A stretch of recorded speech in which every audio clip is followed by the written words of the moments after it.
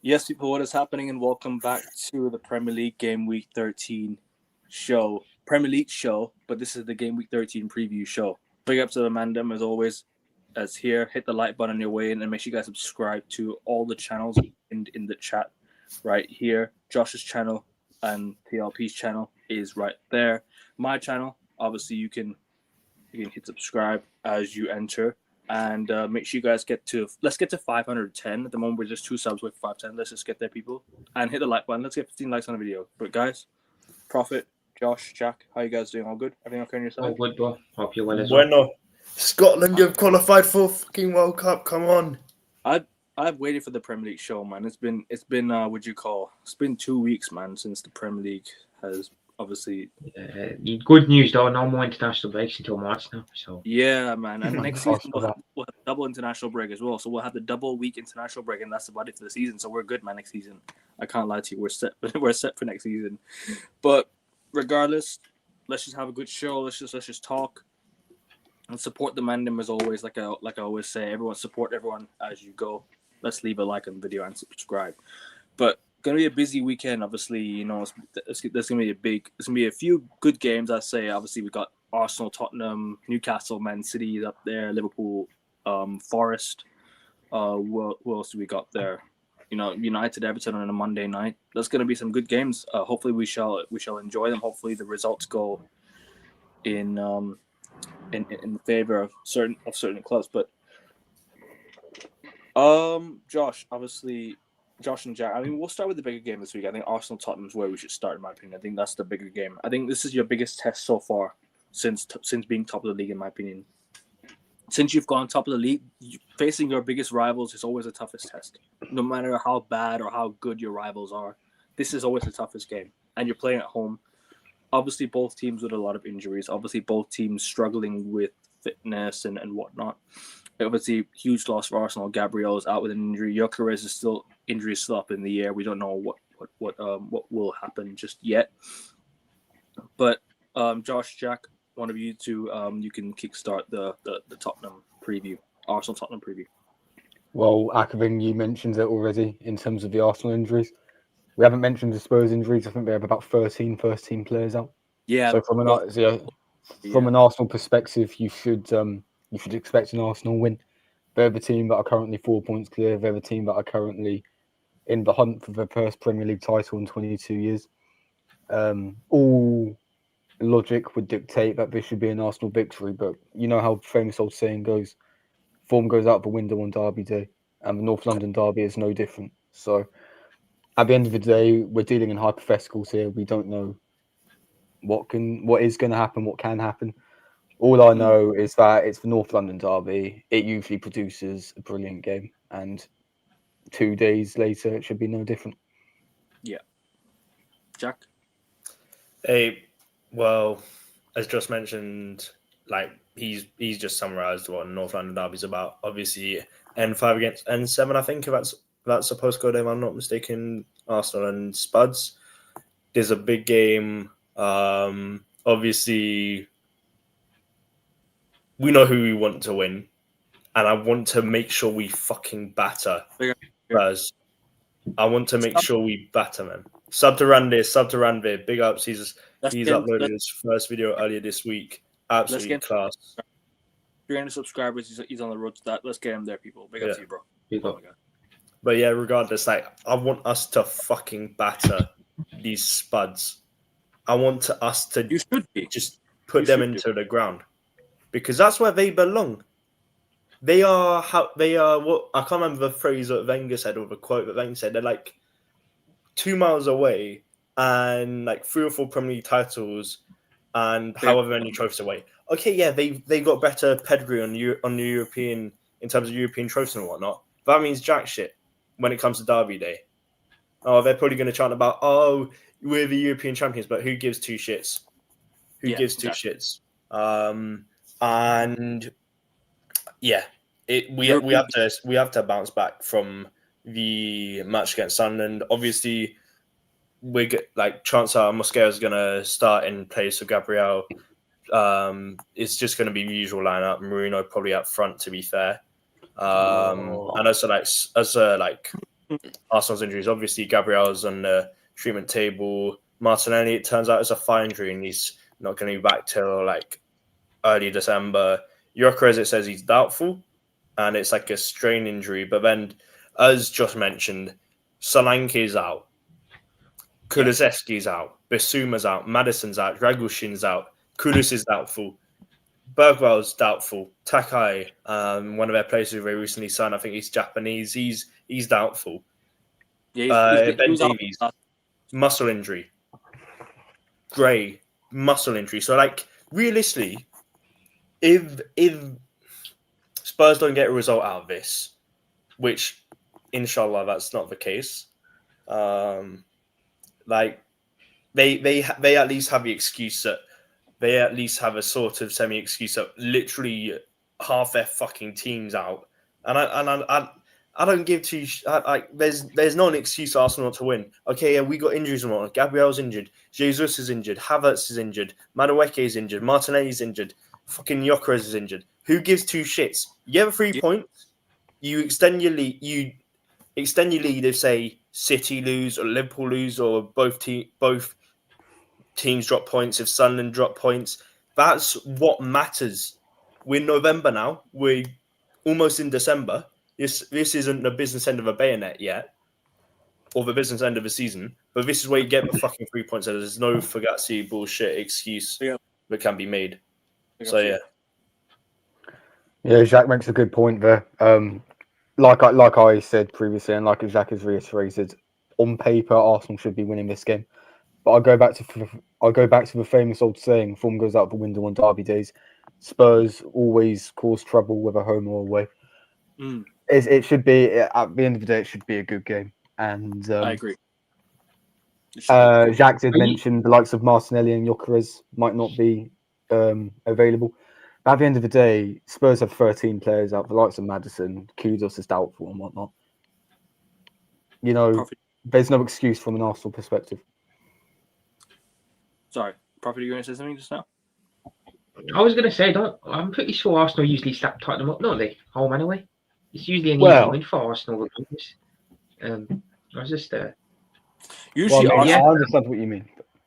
Usually, this is usually a game. I don't remember the last time Tottenham showed up against Arsenal. They turned up and they actually put in a decent performance. 3-0 win in 2022. Yeah. That was the last time they even exactly, bro. They always get rolled. They always get rolled over when they go in. Which even at their ground, they get rolled over. So, I'm a little bit different here. I think this will be a straightforward Arsenal win. I'm gonna go. I'm not gonna give my score yet, but I think it'll be a straightforward win. Obviously Tottenham as well have got a lot of injuries too, so it should be a straightforward win, and it will be a straightforward win because I expect the usual. I think Tottenham are gonna rock up and they're just gonna roll over like they always do when they go in. Which yeah. I see an easy, comfortable win here for Spurs. Although I do hear what you guys say about form going out the window and derby. Comfortable win for Spurs? You mean Arsenal?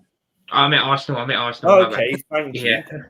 I meant a straightforward win for Arsenal. Not rocking Spurs propaganda here. No, Prophet makes a good point. It does seem Arsenal are usually comfy in these fixtures. Arsenal have won the last 3 North London derbies, but they have always been by 1 goal.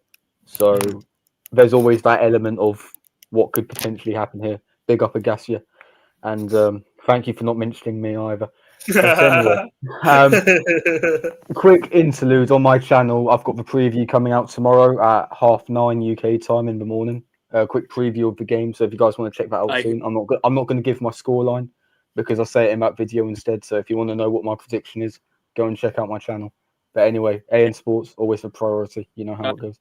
Josh's link is pinned in the comments. Make sure you guys go check his channel and subscribe, and Prophet's channel as well if you haven't subbed to his channel already. When Prophet goes live, when the men go live, make sure you guys have your notifications on so you know when they are go live, when a video goes up, so you can check it out.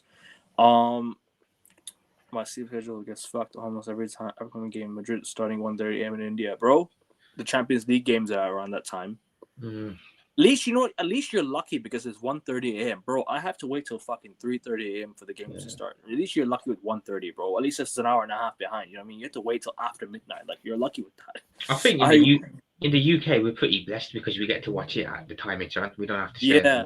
But America is lucky as hell, bro. I used to watch United bro, when I went to America, I watched United Chelsea in the afternoon. We beat Chelsea 2-1. Jisung Park scored the winning goal seconds after Drogba equalized for Chelsea. I remember that day, man. And I remember the day of we lost to Bayern Munich on away goals. We were winning 3-0, and then Bayern scored 2 goals to go through in the Champions League quarterfinals. That hurt me, man. That really hurt me that day. But I didn't realize we lost the tie. I remember just winning the game. I didn't remember what happened, but now looking back at it, we lost the tie. I remember watching those games in the afternoon, man. America have it lucky, bro. America have got it lucky, bro. Seriously, for real. Because you get to even watch the games at night as well. You know what I'm trying to say? Yeah, exactly. You get to watch the basketball games at night as well. You know what I'm trying to say? The only come on now. Sorry? The only time that you have to wait, where you have to stay up late here, is if it's a preseason game. I remember a couple of years ago, Liverpool played late in preseason. So other than that, you usually get to watch it on time. So yeah, but you got to respect the people who stay up at 3, 4 a.m. Oh yeah. Abroad to just watch the game. It's incredible dedication.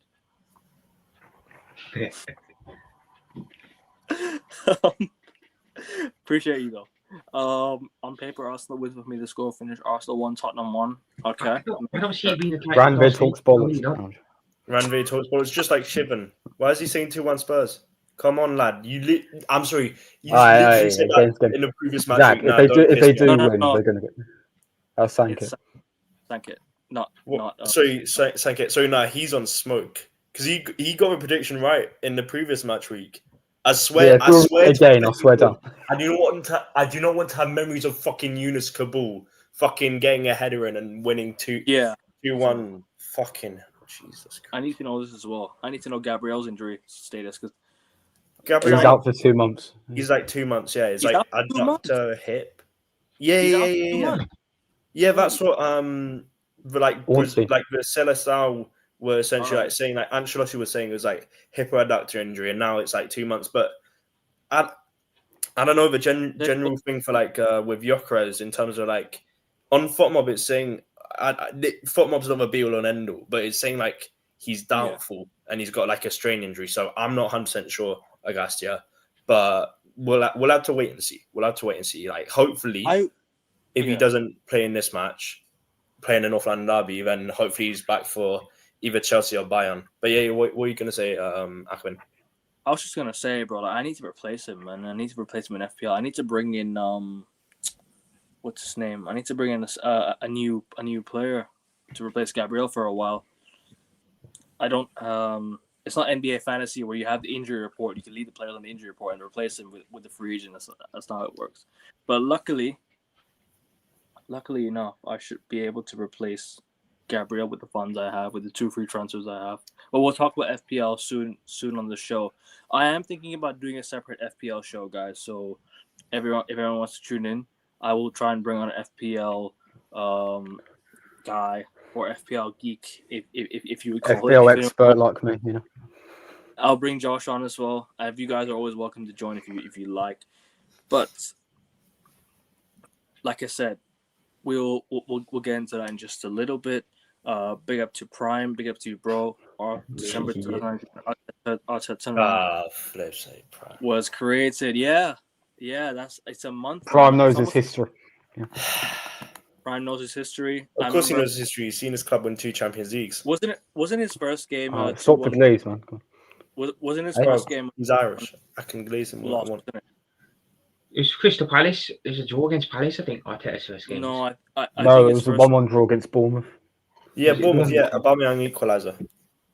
After I think it was it Callum Wilson who scored from a penalty spot, or am I tripping? God knows what's going on. It was an open play goal. I can't remember which Bournemouth player. Or was it Ryan Fraser?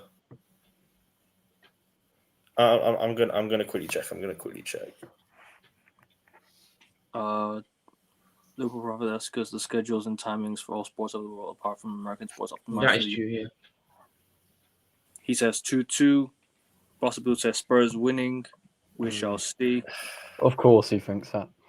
Nah, Josh's link is already in the pinned comment. It's Thank you for the help, though, Prime. That's very nice of you. Thank you. Appreciate you for real, bro. And just keep sharing it around and whatnot if you could, bro. Well, I've already picked share AM Sports around Prime. That's the main thing. And Liverpool Profit. Profit's channel and Josh's channel, please, people, and please make sure you guys all subscribe to him, people. He's been a huge part of the channel, and as always, he will be a huge part going forward. Man, my left tonsil is telling me Arsenal 1-1 Tottenham, so I gotta listen to my left tonsil. All right, mate. All right. On my days, it was Dan Gosling. Oh my days, it was Dan Gosling who scored. Oh my. I also heard something that Arsenal has a 40% without Gabriel, but Saliba's been good though. Saliba's been good though. Saliba's been good. Jack, you were bringing up the Kabul. Was it Yunus Kabul? Yeah, Yunus Kabul. Well, he played for Watford. That's why I was bringing him up. And then I realised, oh wait, he was literally the last player to score in both Watford's last wins and Spurs' last wins away at Arsenal. The fact that he's still playing is crazy right now. The fact that Yunus Kabul is still playing. What? How old is he right now? I thought he retired. Really? I thought he retired. I'll just quickly check. I swear he retired. I don't remember. The other day when he's featuring football bingo, now releasing the trauma he gave. International football these days means guaranteed injury for key players. That's the sad truth. The sad truth, man. It's a sad truth. Yeah, he retired in 2018 at Watford. Big up, bro. Ekman is already 700 points already. I'm done with FPL. Nah, bro, keep going, man. It's not over. It's not over. Nothing's over till it's over. Sorry, I have a question. Does anyone watch the Ashes? No, I've not been watching the Ashes, but I saw that Australia are down to England right now. At home. Yes, bro. I've seen 2 Champions League. It's not my fault, Joshua. I didn't mention this time. I'm bringing you on. Yeah, I'm surprised you didn't. I'll bring you on next week for the Chelsea preview. Chelsea Arsenal preview. You and King versus Josh and Jack. Chelsea Arsenal. Cry. That's pretty good. Oh no. That's going to be carnage for you. To be fair, me and Akvin can just sit back and spectate. To be fair, and Josh and I are comfortably ahead of the so-called FPL expert. That guy is a fraud, man. Oh, I think I know who you're talking about. Torquay. Yeah. Oh, thank God you weren't referring to me as a Premier League expert because I'm way down. If anyone knows what Quai means, if anyone wants to know what Quai means, search it up. Quai. Joshua put the underscores for the channel this time. Yes, I did. Because you can't find my channel if you don't put the underscores in. I found so. Same thing. The set pieces are gonna dry up now without Gabriel. I don't think Saliba will be the same without Gabriel. I disagree. I think Saliba will be fine. I think if he plays next to Timber, he'll be okay. I think if it's him next to Timber, and obviously don't forget King Cappy is very good as well, and Mosquera will be good as well. I think Jacques said it's either going to be Mosquera or Hincapie at left centre back. In 2018. Sorry. As Jacques said, it will either be Mosquera or Hincapie at left centre back. I feel with one of Calafiori or Lewis Skelly at left back. So. Tennis expert, nah, fuck it. Arterin says possible. I didn't need you to clarify, bro. Let the mandem search it up themselves. What's the Monitor Lizard one as well? I can't remember. Yes. I'll tell you later. Yes. We bring up tie-in songs. Yes. I'll tell you later. Yeah. Mosquera was a brilliant signing for Arsenal. Done very well under the radar. But big test for Mosquera to fill Gabriel's place. I agree with that. Sorry. Hincapie because of him being left-footed. Yes, Hincapie will play left-footed. He'll play left side of centre back. Excuse me. I would have liked Hincapie at United, of course. So would I. We needed a left-sided centre back. My guy, there's no such thing as Sukhumvit Beach, bro. It's so. He's so on. Wasn't it Rambi who said he wants to take me to Yeah. Augustia, don't worry, bro. The man on social media will reveal it by themselves. I couldn't give a shit. But anyways, continue with the Arsenal Tottenham game as we got off topic there with the Kawhi comments and whatnot. Any more thoughts on the game? What else is there? I think Monkey D. Luffy said Spurs are actually the best team away from home in the Premier League this season. If I'm not, he isn't mistaken. They lost one game away from home this season, I think. Which is actually quite a good statistic to revise my prediction. But yeah, I mean, hopefully that doesn't continue from an Arsenal perspective. But if from a neutral perspective, Thomas Frank can continue that run of form away at the Emirates, then I mean, we all know what a good manager he is from his time at Brentford, but he'll get extra street cred, I'm sure. Fair enough. Let me look at Tottenham's away form. Hold on just a second, yeah. So Tottenham have only lost one game away from home this season. I was correct. They lost to Newcastle 2-0 in the cup. They won every other away game this season. They've won every away game this season aside from that. Oh, that's me. Yes, thank you very much. It's that fella again. We're bringing that back, seriously. I am a dilf, thank you. But anyway, that's off topic. Mate, no, you're not. Both are bad. Where's the I'm more your dad. No, yeah. You're Randy's dad, Josh. Only the league. Only the League Cup. Spurs are undefeated in the league away from home, but they're lost in the League Cup away from home to Newcastle. But domestic games, to be precise. My question is to Jack and Josh. What's your thoughts on Eze so far? Sanket. Perfect opportunity. Go to my channel, the signings review video. You'll know my thoughts on Eberechi Eze. But Jack, what are your thoughts? Pinned in the Arsenal links, pinned in the comments. Jack, what are your thoughts on Eze so far? Go on, Jack. Ranvi, shut up. But anyway, about Eze, he's been sound so far. Like, he hasn't set the world alight. Like, he's been a solid. I don't know if you say 6 or 7 out of 10 thus far. Like, okay, he scored against Palace, should have scored against Newcastle, but great save from Nick Pope. And he's been alright. He's been alright. Like, he's not been, say, a Saliba-esque sort of signing. He's not been like a Thierry Henry sort of signing. Like, he's not been. Saliba wasn't signed. He wasn't in your academy. Then he was loaned out to. No. He was signed in 2019 from Saint-Etienne. Then he was loaned out to Marseille, back to Saint-Etienne in 2019-20, I believe. Okay. But yeah, but he's been alright. He's been alright. Like, yeah, I agree. Slowly, we'll see how he fares for the rest of the season. If, say, he is a signing, but say gets us a league title or something like that, and we look back on this in May, then I couldn't give two shits. Realistically, I couldn't give a damn. But he's been impressive thus far, but he's not been amazing. A bit like with Gyökeres, and as Josh mentioned, maybe you check out his signings review video thus far. Good. Then yeah, you'll get some insight from him on what he's thought, and you get to see his beautiful face. Pause. Thank you very much. Anyway, moving on. I think we've spoken enough about the North London derby. Prophet has to give it. Yes, that's a good point, Sam.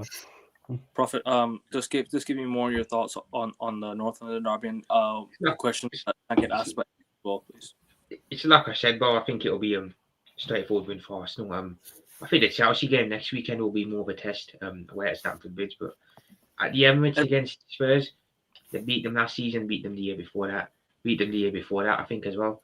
So yeah, it's usually a game where Spurs should go into it showing a bit of fight and heart, but they usually roll over, which is insane to say. But I don't see anything other than Arsenal win. And thoughts on Eze so far this season? Eze, I haven't watched much of him, to be fair, but from what I've seen, some Arsenal fans aren't too happy with him. They're saying he hasn't been great. Not sure myself though, because I haven't watched much of him, but yeah. Fair enough. I mean, to be fair with you, my thoughts on Eze so far. When I watched him, I think he's been good. He's not been amazing, but he's been good to watch. I don't think he's slowly he's not fit in yet.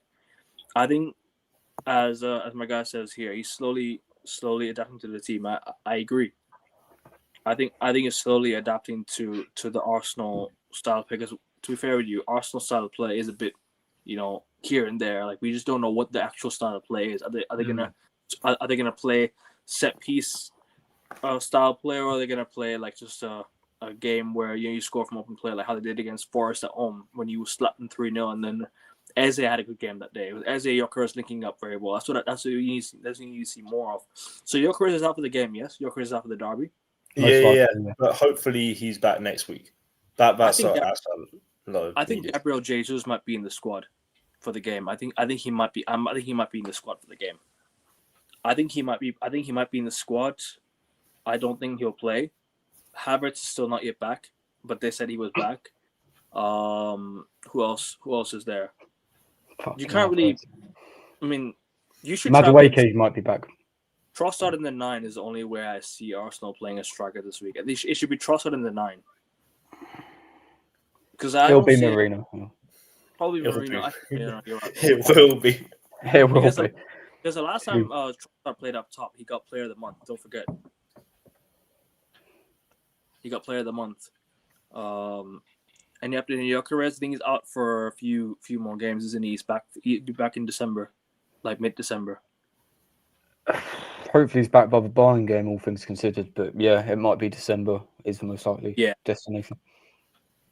Even Cole Palmer. We'll talk about Chelsea in just a bit, but Cole Palmer has now broken his toe. Fractured his toe.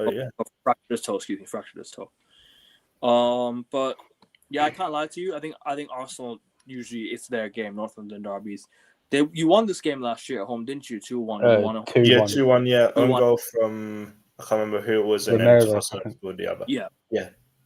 I'm gonna go. I'll start with the Arsenal lads first. But Josh, you said you weren't gonna give your prediction, yeah? Because you said you do it on your show. Yeah, it'll be on the my preview video tomorrow. Guys, check out Josh's preview show tomorrow on his channel. It'll be in the pinned comment. The links are to both Prophet and Josh's channels are in the pinned comment. So all of you guys in the chat that's here, if you haven't subscribed already, please do go to show your support and hit that subscribe button. Let's get. You got Van Demand for sharing the link. Let's get into 100 subs. I already pinned a comment in the comment section. Yeah, big up, man. From my comment earlier. But big up to you, bro. Big up to everyone who shared and obviously supported the Mandem. But score predictions, Jacques and Prophet, and yeah. Josh, I don't need you to give a score, but do you think Arsenal will win? No comment. Okay, fine. Everyone check his video out for tomorrow, people. Check his video out tomorrow. Go on, Jack and Prophet. I'm not extremely confident going into this match. Obviously, we saw what happened last week, 3 weeks ago against Sunderland, where it crumbled from 2 set pieces essentially. But I'm just going to say 2-1 Arsenal, just standard. Yeah. Prophet. I'm torn between 3-0 Arsenal or 3-1 Arsenal. Do Spurs get a goal? Do they penetrate to Arsenal defence? I don't think so. I'm going to go 3-0 Arsenal. I'm going to go 3-1 Arsenal. I think Arsenal will win the game quite comfortably. I mean, they'll expose the Tottenham's lack of key players and obviously missing key players. Arsenal will expose that. I think Tottenham will they'll lose to the fact that Arsenal. If Tottenham aren't 1-0 down in the first 10 to 20 minutes, I'll be very surprised. Yeah, they'll crumble. They always get an easy. Arsenal always get an early goal against them. This is why I said that United should have done that again in the Spurs game. Had we done that, we could have killed the game off early in the game. But regardless, what's up with United just a bit. 3-1 Arsenal, 2-0 Arsenal, Spurs 2-1 late winner. I hear it. Remember what Spurs did to City? Same could happen on Sunday. Tottenham only show up against City. They don't show up against Chelsea. They don't show up against Arsenal. Let's base our prediction. Sorry. No, you carry on, both. No, I was just gonna say we give our predictions based off of what we think rather than agenda. agenda-based purposes. Yeah, That's how we do it over here. I mean, what Spurs did to City, same could happen on Sunday. 2-1 Spurs with Charleston brace. Okay. I don't think Charleston's even going to start. Colin One is probably going to start, to be fair. We'll talk about Chelsea in just a bit, but let's move on to the game. Our next game. I think Newcastle City is the big one. Newcastle City. We'll go there. Newcastle, Manchester City. Prophet, do you want to start on this one? I mean, I can do both. So at St James's Park, this is the half five kickoff, if I'm not mistaken. This is a big game as well. Arsenal have got their big game against Spurs. City have got a big game against Newcastle. I think, regardless of how bad Newcastle are this season, and they've been bad, St James's Park is always going to be a tough place to go for any big six side. Arsenal won there, but again, we just about won there when they were down to 10 men. So it's always a tough place to go and a tough trip. So as for City, they're coming into this game off the back of the win against us before the break, where they absolutely took us to the cleaners. So they're coming into the game off the back of some good confidence. As for Newcastle, I can't remember what their game was before the break. I think they lost to Brentford, didn't they? I think they did. Yeah. 3-1, yes. Yeah, so 3-1. Lost back-to-back game 3-1. Newcastle. Yeah, so they need to kind of pick up and get some sort of good momentum because they're in a bit of a pickle at the moment. So if they don't pick up, Eddie Howe could be under pressure if he's not already. So it's a tough one. I mean, at St James's Park, City don't usually do too well there. Newcastle usually turn up and give them a game. But I think City will pull through. This time around, and I think they'll get the win. I don't think it'll be an easy game. I think it'll be a close one, but I'm going to back City to get the win. Bro, Haaland guarantees scores, possibly. Yeah, I'm probably going to captain him this weekend, I think, against Newcastle. I think Newcastle... safe bet, isn't it? They've just been really poor, man. No better place to get a win than at home in front of your fans against Man City. That's gonna be a big result if you could do that. Shivan here says 3-1 City, 2-1 City, 1-1 draw, 3-1 City. Okay, fair enough. But we'll get to the predictions in just a little bit. But let's preview the game just a bit. Obviously, Newcastle. I'll start first. Newcastle haven't really been on good form as of late. I think Newcastle just slowly tailed off for some reason. They're in the bottom half of the. They're in the bottom half of the table.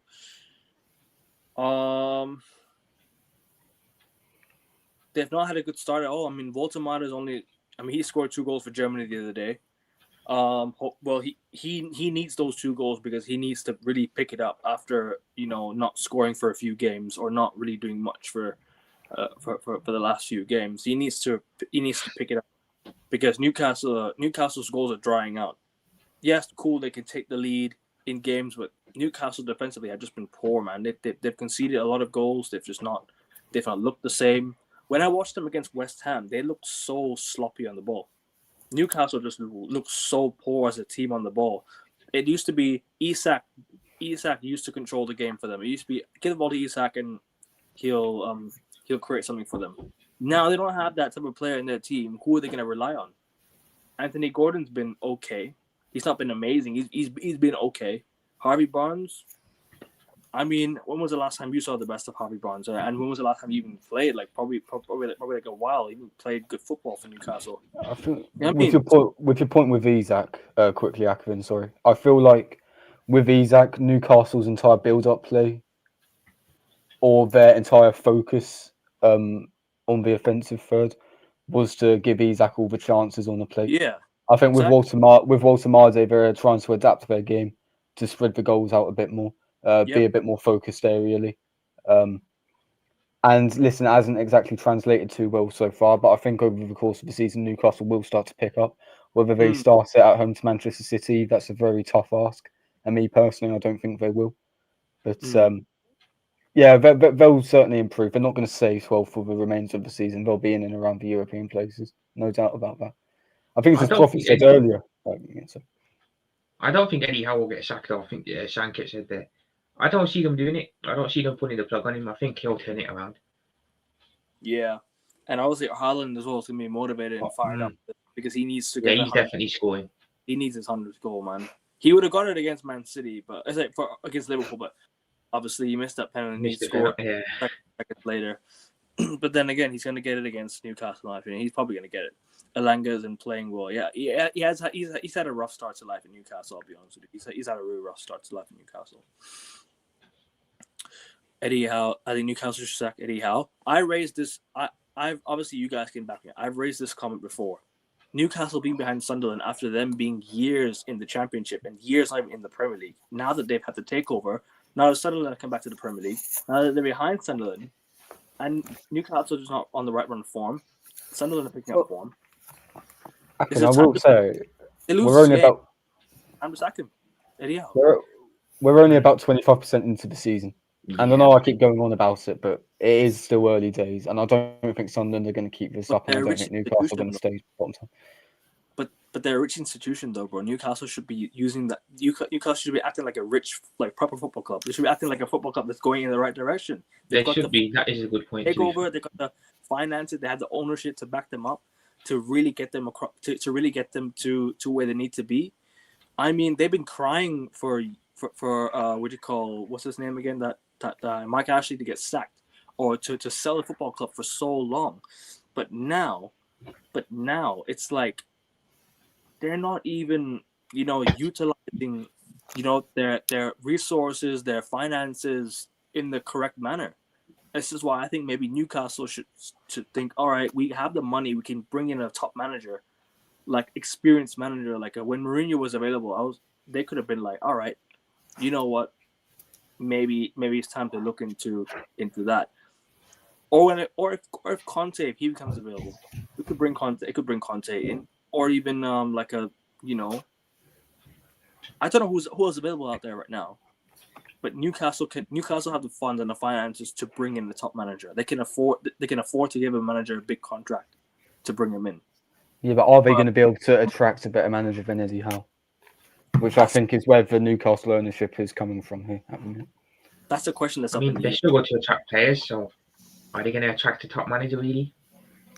The project at Newcastle, another buzzword that these mutants online use. Project.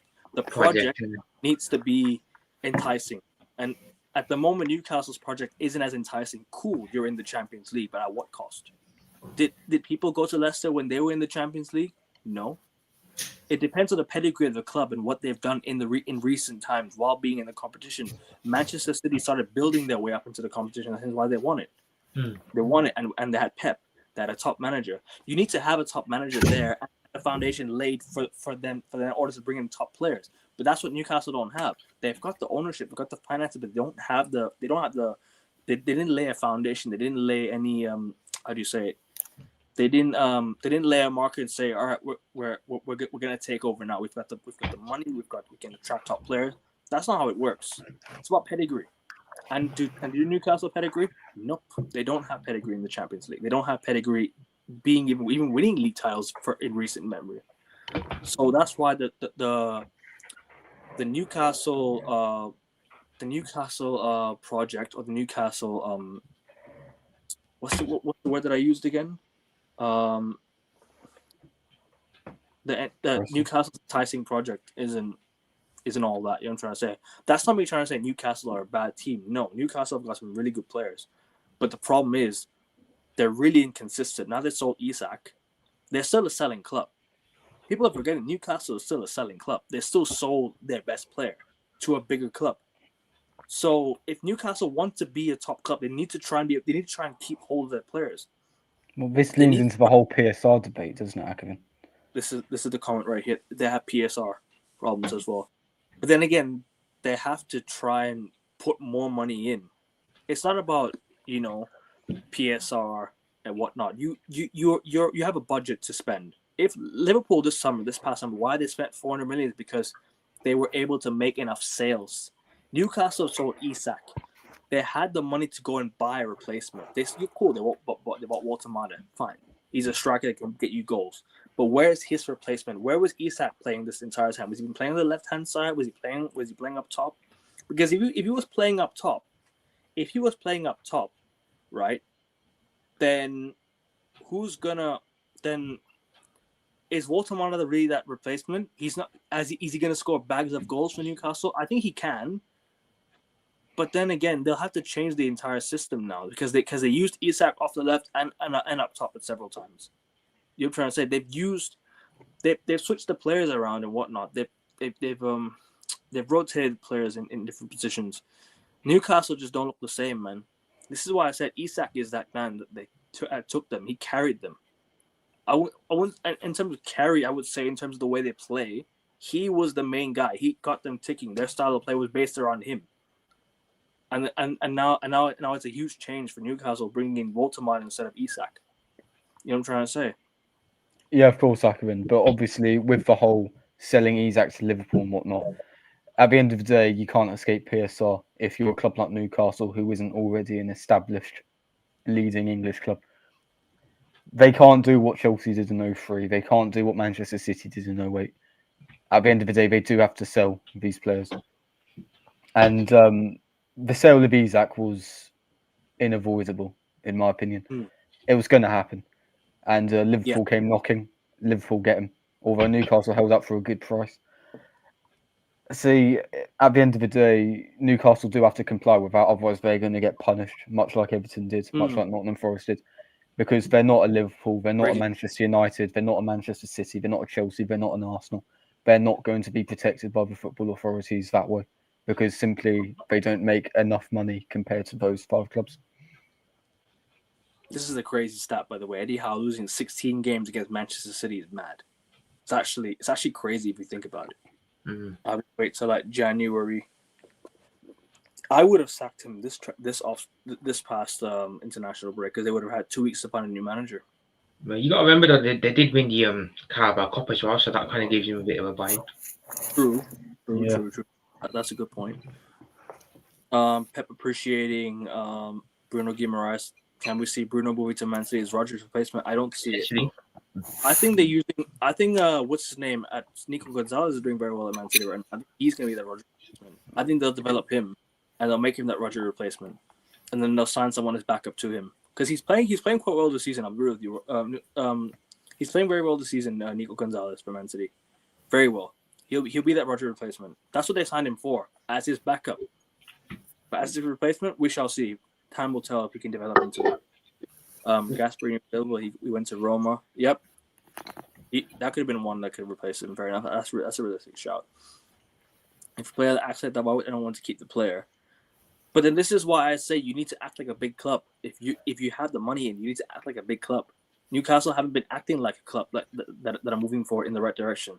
Cool, they've won the Cup, they've won all that, but they need to really progress because I think they've tried. Sorry, go. I think they have tried to act in the way their finances should allow them to. We mustn't forget they've got Johan Wisser on the books, who's been injured since he arrived, and he'll make a big impact as well. They've signed Anthony Elanga, who hasn't hit the ground running, but he's still a very good player. We've seen that from his time at Forest. And Walter Marder, he's still scoring goals. Not at the same rate as Isak has, or did do, in a Magpie shirt, but he has still been scoring goals as well. And at the end of the day, Akavin, you said it, I said it previously, they are going to have to adapt their game because with Isak, their entire offensive play was based around creating chances for him. With Voltemade, he's a completely different type of player. They're going to have to adapt to different circumstances and whatnot. And yeah, it is going to take a bit of time. But as Prophet said as well, he's got credit in the bank. He won them their first domestic trophy in 70 years. Like, you're not going to sack him a few months after that, are you? That is just silly. No. And you say about Sunderland as well. This is only November, but yeah, important. But being more ruthless is important, though. Got to hold him accountable. They can't let him off the hook. They need to hold him accountable. They need to put him under pressure. Hence why he hasn't delivered yet this season. Newcastle haven't delivered yet this season. They haven't laid a marker this season that they're gonna go and challenge or whatnot. They look like they're a mid-table below mid-table side this season. They're not showed their full strength. They lose. Imagine, bro, losing to West Ham after all that. I'm sorry, that's poor. Brentford as well. I know United lost there. I know Liverpool lost there. It's not an easy ground to go to, but losing back-to-back games like that is poor, man. It's poor for Newcastle, especially with all the money that is spent in recent times. Edin Terzic could be a good shot for Newcastle. I don't think he'll go there. I don't think he'll go there. But anyways, Jack, you want to add any comments before we go before we move on to the predictions and whatnot? Yeah, any comments about the game? Profit and actually profit and points already. I want to talk a wee bit about football heritage in a way, in terms of Newcastle against Man City. Okay, yeah, Newcastle. Last win against Man City was in the EFL Cup, 23-24. Winner from Isaac in the 53rd minute. But before that, their last win in the league was all the way back in 2019, January 2019. Aguero scored 1 minute in, and then Rondon 6 minute, and then Matt Ritchie, who I believe is now at Reading, 80th minute winner from a penalty spot. And then if you keep going back, I can't recall the last time Newcastle actually beat Man City away Etihad. or at home. Carabao, EFL, no. What was it? Yeah, Council One Cup, September 2014. Did you? September 2014, what? Newcastle beat Man City at the Etihad 2-0 in, I believe, September 2014. Which is, I think, the last time they won at the Etihad. City won 2-0 there. City won 2-0. September 2015, maybe. No. When was it? I remember the True Geordie video. But anyway, that's carry on. But, like, Newcastle, as far as I can tell on FOTMob, FOTMob's not the be all and end all. Like, fucking hell. It only goes back to 2010 on here, pardon me. But, like, Newcastle's record against City over, like, the best part of, like, the past decade or so, it's shit. It's shit.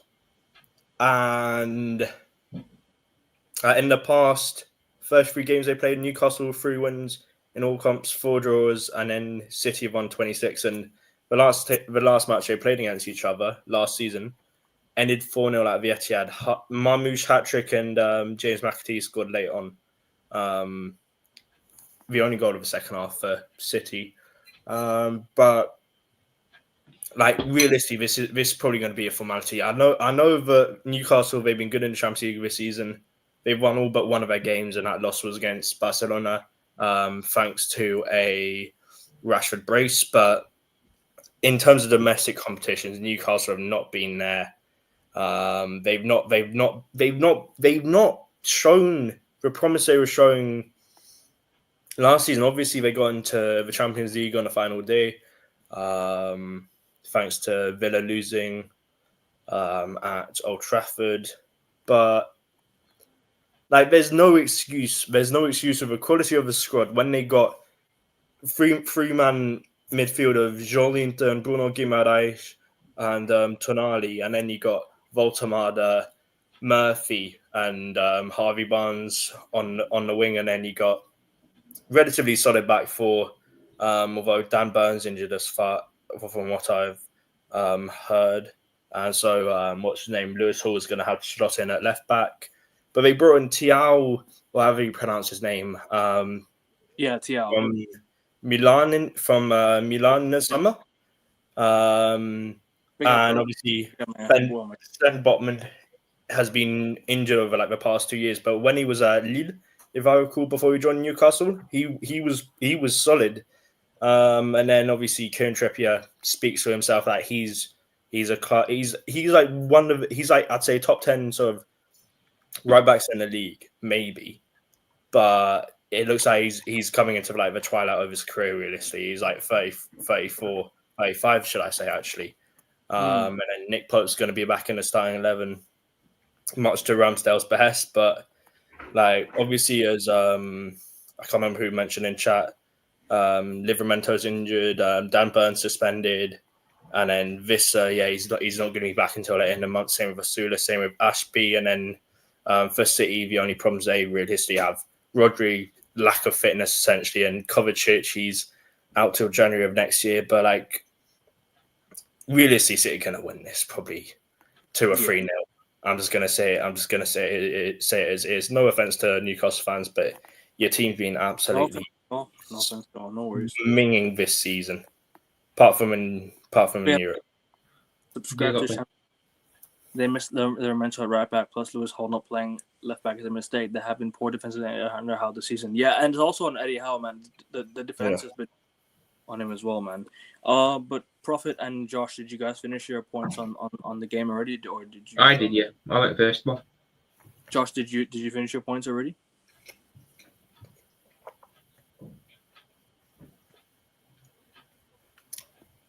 We'll wait for him to be back in just a bit. Let me get to the chat in case I missed any comments. But guys, if you haven't subscribed already to Prophet and Joshua, the links are pinned in the comments. Everyone go subscribe to Josh's channel and Prophet's channel, please. Like I said, it's pinned. It's pinned in the comments. I pinned the links in the comments. But any last points on the game? If you guys want to add anything, Prophet, you want to add anything real quick? Josh, did you finish your points on the game already? Yeah, pretty much. If you want me to give a prediction quickly, I'll go 2-1 City. Haaland's going to score. I think Man City are going to keep up this form, and they're going to keep on Arsenal's coattails going into 2026. Prophet? I agree with Josh. I'm going to go 2-1 City as well. I think it'll be close, but I think they'll get the win over the line. Jack? Yeah, as I said, like 2 or 3-0 City. I think it's going to be a formality. Haaland's probably going to score. Cherky's going to score, and bam! I'm just going to say O'Reilly. I'm going to go. I think City will win this game comfortably 3-1. I think they'll be able to expose Newcastle's weaknesses as Brentford and Brentford and West Ham have done. I think they should be able to win. Yeah, I think City will win the game quite comfortably. Will I be surprised if it's a draw? I mean, City have gone there and struggled in recent times, but I think they should be able to win this game quite comfortably this time around. But yeah, King here also says, I don't know if Josh, if you agree with this one. But Lewis Hall and Livermento right back, their fullback situation, but Eddie Howe defensively has not been that. You know what I mean? Do you want to add into that?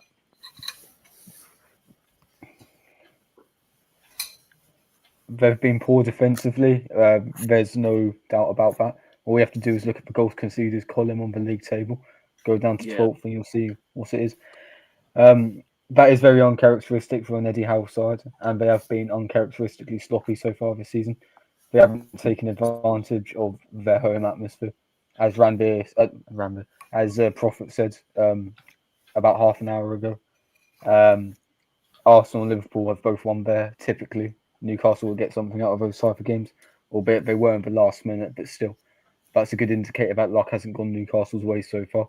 And I don't think that luck is going to change against Manchester City. In my opinion, they're coming up against the 2026 Premier League champions, and I think City are going to show why they will be come May. Yes. Subscribe to his channel, people. Run Veritas Racing. Everyone go subscribe to his channel, people. Yes. Just search Run Veritas Racing. It's got around 200 plus subscribers. Everyone go check it out. But yeah, I think that's it about the game. About the the Newcastle game, Newcastle Man City game. Everyone, like I said, check out Josh's and Prophet's channels pinned in the comments. Also, Scrooge will be lucky to get a draw. I disagree. I think you should be. I think it'll be an easy win for you. The Spurs have a lot of injuries, bro. Yeah. I think you should be able to get a win. Next game.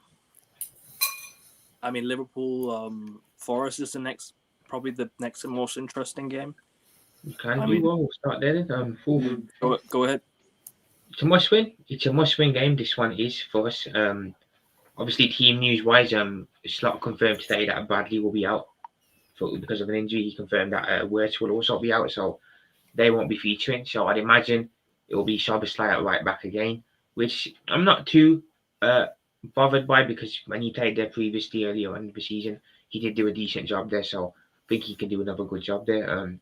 As for Wirtz hasn't been great, so I can't say we're going to miss him exactly. But it's a must-win game for sure. We're at home, back at Anfield. We have to bounce back from that poor defeat against City before the break. I look at our winner games coming up as well. We have Forest here tomorrow. We've got Leeds coming up as well. Sunderland coming up, West Ham coming up.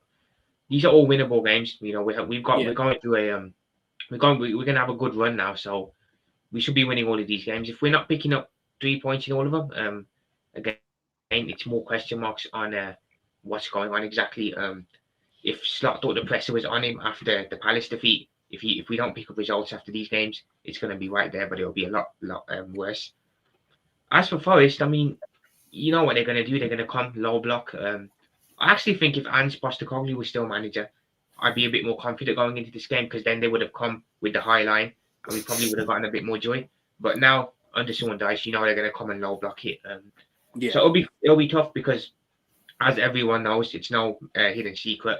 We struggle against low blocks. And I can see more of the same on tomorrow. I don't think it'll be a great game. I don't think it'll be a 3 or 4-0 type game. I think it'll be one of those, 1-0, 2-1 type games. I'm going to back us to get the win. I think we'll get back to winning ways, but I don't think it'll be a great performance. I don't think it'll be an easy, I don't think it'll be a convincing win, but I think we'll get the 3 points just about. Josh, you want to go next? Oh yeah, of course. Obviously, it's well documented that Liverpool did lose this game last year. Their only loss up until April, if I'm not wrong. Sorry? You did, yeah, you did indeed. Last year, yeah. Hudson-Odoi, was it not? It was. Bloody hell. 72nd minute winner. Big up Indian Scouts, man. Big up, bro. Make sure you guys subscribe to Indian Scouts. Big up to you, man. Hope you're well, man. Hope you're well, bro. We gotta sort something out, man. It's been it's been a long time since we talked on doing a show, man. Let's do a show, man. I've done more shows with Prophet already. You know what I mean? Big up to you, man. Big up to you, bro. Everyone subscribe to Indian Scouts, people. Big up to you. Go on. Sorry, bro. No worries. I feel like Forest are more than capable of replicating that. As Prophet said, if Ange was Nottingham Forest manager, I would have predicted an easy Liverpool win. And I do think Liverpool will still bounce back from that Etihad defeat, but it won't be easy. Sean Dyche, we know what he did in Liverpool's 68th unbeaten game, I believe, under Jurgen Klopp. I think it was an Ashley Barnes penalty, if I'm not wrong. Yeah, it was back in 2021. January 2021. Yeah. It was, and that was a week after United should have ended that beforehand. But yeah, I think under Sean Dyche, Nottingham Forest are more than capable of getting a result. But I think Liverpool will squeak out a 2-1 victory here, get a much needed 3 points, and bounce back ready for a big Champions League game in midweek. Jack. Yeah, well, what can we say about both teams right now? I mean, realistically, from what I've seen, I think Alisson might be back for Liverpool. So Mamdashvili is going to be going straight back. I forgot to touch on that, by the way. Alisson is back in goal, which is great news. Yeah, that's a huge boost for you guys because he's one of your best players. 100%. This season. Obviously, as Prophet mentioned about what's his name, Conor Bradley being injured. So he might be seeing obviously like Szoboszlai probably going back to play it right back, and Curtis Jones might be restored back into the team, just the usual sort of lineup. And for Liverpool, as for Forest, they've got a lot of players who are out. Hudson-Odoi seems like he's doubtful. What's his name? Angus Gunn, former Norwich lad. He's from Norwich himself, actually. Angus Gunn is, if I'm not mistaken. Odain is out, obviously, until next year. Hamstring problem. What's his name? Zinchenko. Seems like he's out with strain injury. Back was doubtful. Douglas Luiz, we got in on loan from Juventus. He's out until like next month. And Chris was doubtful, obviously, for Liverpool. Leon is still out. Wirtz picked up an injury. Conor Bradley's also picked up an injury. Frimpong's still injured. Bajcetic still injured. So, yeah. But realistically, like, the way Forest have been playing this season, like, it's surely got... I don't want to say it's going to be a, like, resounding victory, but this has to be, like, it's a bit of a foregone conclusion because I think Liverpool have this in the bag already. I think Liverpool have this in the bag. Like they need to make sure they win this because Obviously, they're 8 points behind Arsenal as it stands now. But if they win, they could be five behind, and then pressure on Arsenal in the North London derby on Sunday. So we'll see how it goes. But I think, yeah, as I'm going to reiterate, Liverpool are going to win this for sure. Fit. Isak not really fit, isn't he, Prophet? He's not fit yet now. He's kind of hit and miss. He plays every now and then, but he's not match fit to start properly in the team as of yet. Which I don't know what's going on with that. Slot did say, he should be really match fit by now, but he's not for some reason. I'm not sure why. I think Liverpool will bounce back.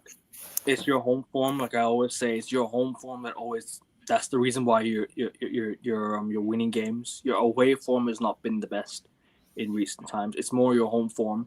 You picked up 2 wins in a row, 2 clean sheets in a row against 2 decent sides. Well, Madrid is a big side, huge side, and obviously you beat Villa 2-0. Liverpool with back-to-back clean sheets with Alisson back in goal now. That could change a lot for you guys going forward. Although you still have been conceding a lot of goals, even with Alisson. Yeah, I think it'll make a bit of a difference, but I still expect us to be leaky at the back, even with Alisson. Yeah, and your team needs to be more balanced, and you don't have that balance in your team still. I think Liverpool at home should be able to win this game. I'm gonna go with the 4-1 Liverpool win. I think you'll bounce back and just go. Yeah, I think Forest will. I think you're bound to destroy Forest at home after what happened to you last year at home, man. You need to beat them like crazy. I think you will win like 4-1. I think Forest are just a poor side away from home, and they're tough to break down away. But if you're at home against them, you should be able to win the game comfortably. I think you'll win the game. I think it'll be 4-1 Liverpool. And also, Prophet, you want to have any final thoughts on the game? It's hard to say what Liverpool's going to turn up, and are we going to actually see an improvement after the break? The last break we lost. Before the last break, we lost to Chelsea 2-1. We came back against United. There was no change. It was just as bad. The first break, we went into it after beating Arsenal. Everyone said, when Liverpool come back after the break, you'll see the real Liverpool. We came back. There was no change. It's hard for me to sit here and say we're going to come back after this break and there's going to be change. I think it could very much be more of the same. But it depends. Are we going to get the Liverpool that sold up against Villa and Madrid, or are we going to get the one that sold up against City and United? It's hard to say. Fair enough. Josh and Jackie, any more thoughts on the game before we move on?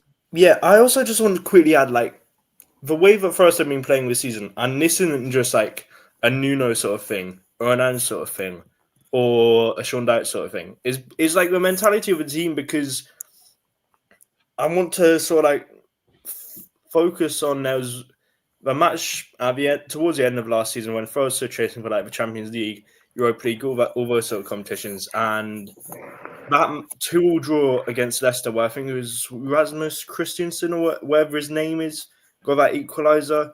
That's when I say Forest mentality just went down the drain. That's what I say, and I'm not trying to make an excuse out of it, but that's essentially been like a domino effect, and that's essentially what's led them to just being shit this season. I'm just saying it as it is, just from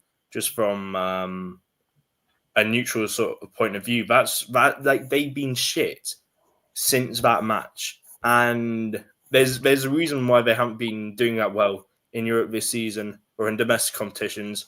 Cool, yeah, they got 2-2 draw against Real Betis early in the season. They lost to Midtjylland of Denmark early in the season, and actually they might have won their last European fixture, to be fair, under Sean Dyche. I can't remember who it was though.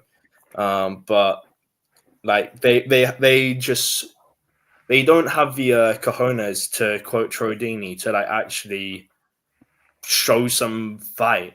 They don't have that unless they're playing in like European competitions, and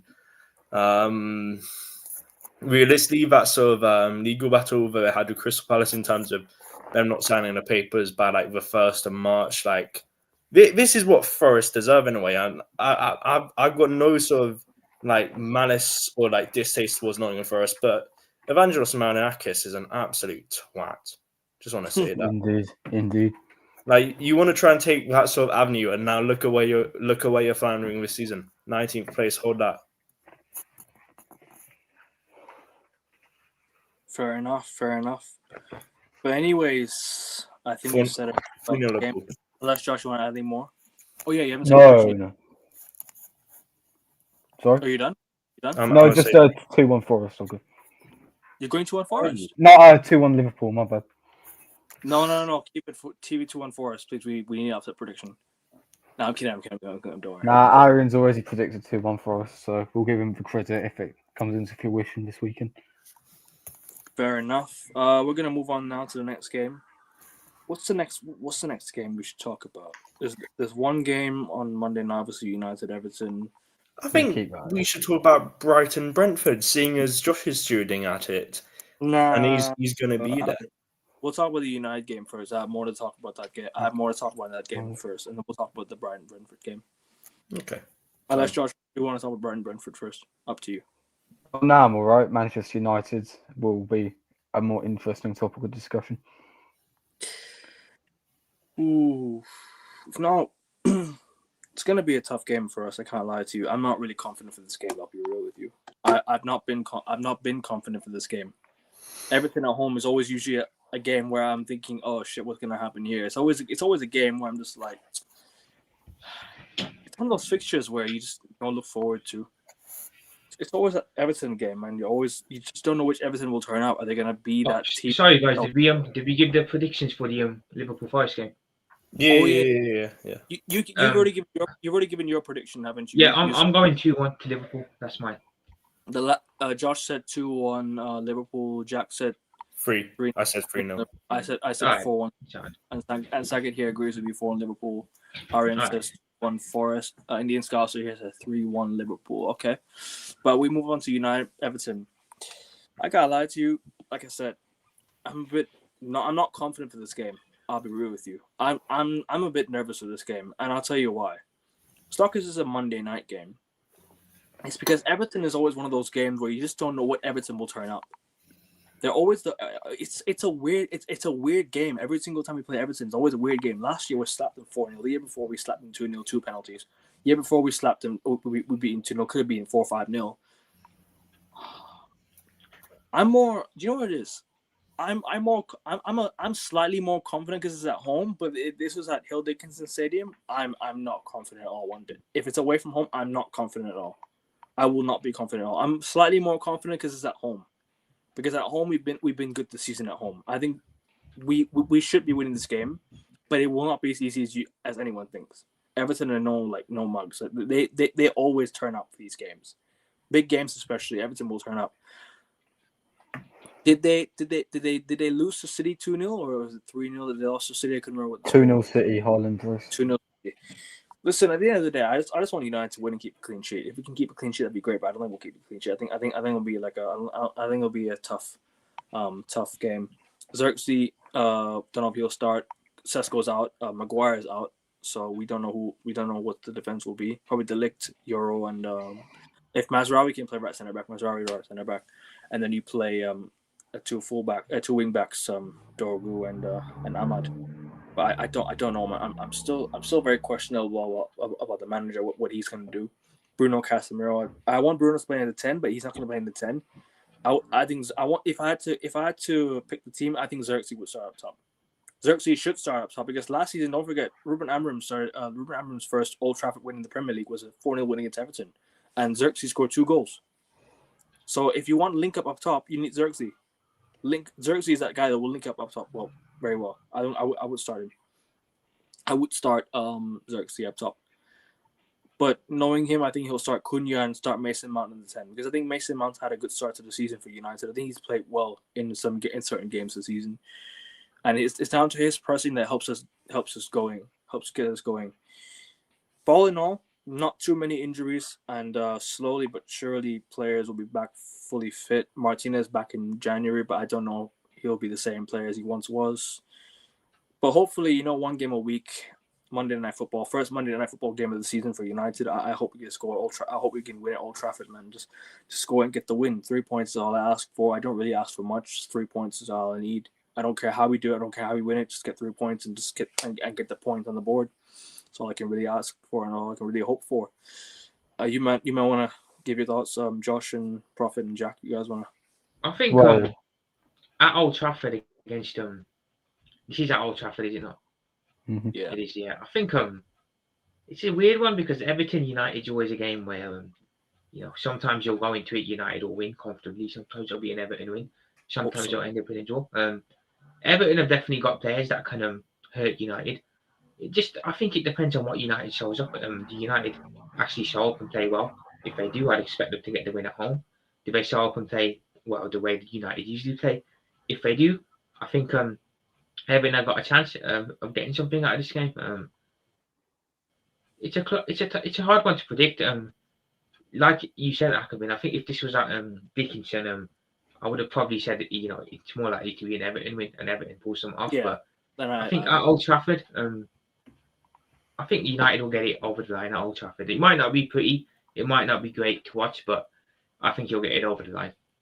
Yeah. Josh? Well, Akabin, you said it quite well. Everton versus Manchester United. No matter whether it's at Everton or it's at Old Trafford, it always brings up a bit of a surprise. I remember distinctly. I think it was the first game since Everton had their 10 points deduction. They were hosting United at Goodison Park. And there was this massive promise that the atmosphere was going to be incredible and everything. Within 3 minutes, Garnacho scores an overhead kick or a bicycle kick, I can't remember. And United end up winning. It ended up overhead. Same thing. Okay, fair enough. United end up winning the game comfortably 3-0. I think even Martial scored, if I'm not mistaken. Martial scored. Which shows how at that moment in time and Rashford got a penalty. How poor Everton were. So yeah, like you say, Akavin, I think I agree with Bossa Blue's comment in terms of winning comfortably. I think United will win fairly. Actually, no, I revised that. I think it'll be a tough game, but United will get the 3 points in the end.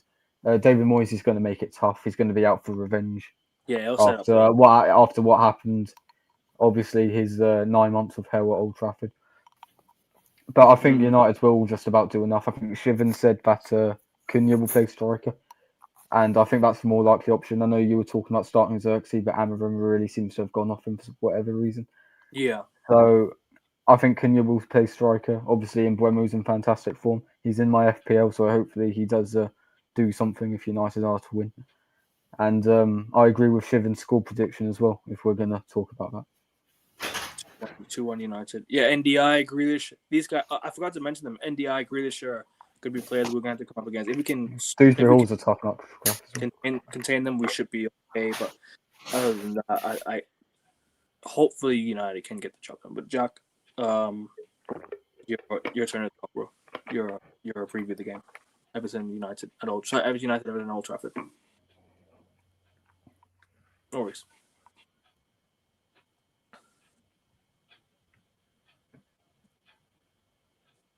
Okay.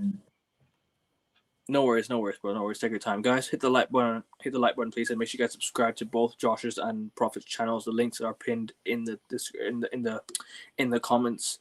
I'll put the link in the description as well after the show. So make sure if you guys want to go check the channels out, when you click on the video, it's there. Also subscribe to AN Sports. We're trying to get to 600 subscribers. We're on the road to at least 510 for now. 3 subs to 510, and let's just keep on pushing from there. Let's just keep on going. But yeah, I can't lie to you. I think Cunha will play striker. I think Cunha playing striker is not a bad shout. And the NDI as well. Yeah, NDI will be something to try and contain. Sorry, go on. Anyway, what do you call it? As you mentioned, you're echoing a bit. Oh, sorry. Wait, what?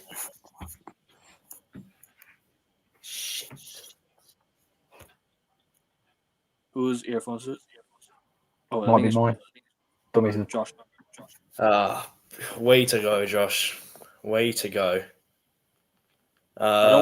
Anyway, as you mentioned, Shes goes out until next month. And like United have injuries, but obviously Everton, for them, Brantford's out. I can't remember if it's like ACL or like a muscle problem that he's having, and then I can't remember who else I read who's out, but like Everton have like a couple of players out, and like they've been solid this season. Obviously, like this way you expect they're just a prime sort of Barclays-esque sort of team. Like they're just that guy. They're just that team who's just there, but like they try and challenge for the top 4. They try and challenge for the top 8. Like they're in and around there usually. And obviously Moises back of the club. As Andy Tate would say, you are fuel. You are a waste of space. Good night. I know I can't do my accent. It's Moise, not Moise. Moise. Sorry, I can't do like a flipping. You are nothing. You are you, and you are a wasted time. Good night. That's what he said. Good night, mate. Second half of the season, we're doing a title charge and that. But anyway, regardless, like United, this should hopefully be like a good match where they get 3 points out of it. No excuse. Obviously, Everton are a solid team as well. Like you can't like put that to the side and like try and degrade them or anything because like their class. And like the thing is, what do you call it? I can't remember how Everton what Everton's forms like this season, but I think they might be like top 10, maybe like 9th or something like that. I can't remember. I need to double check, but I'll check later. Sorry, Everton 13th in the table. 13th. Okay. So like, give me a sec. Yeah.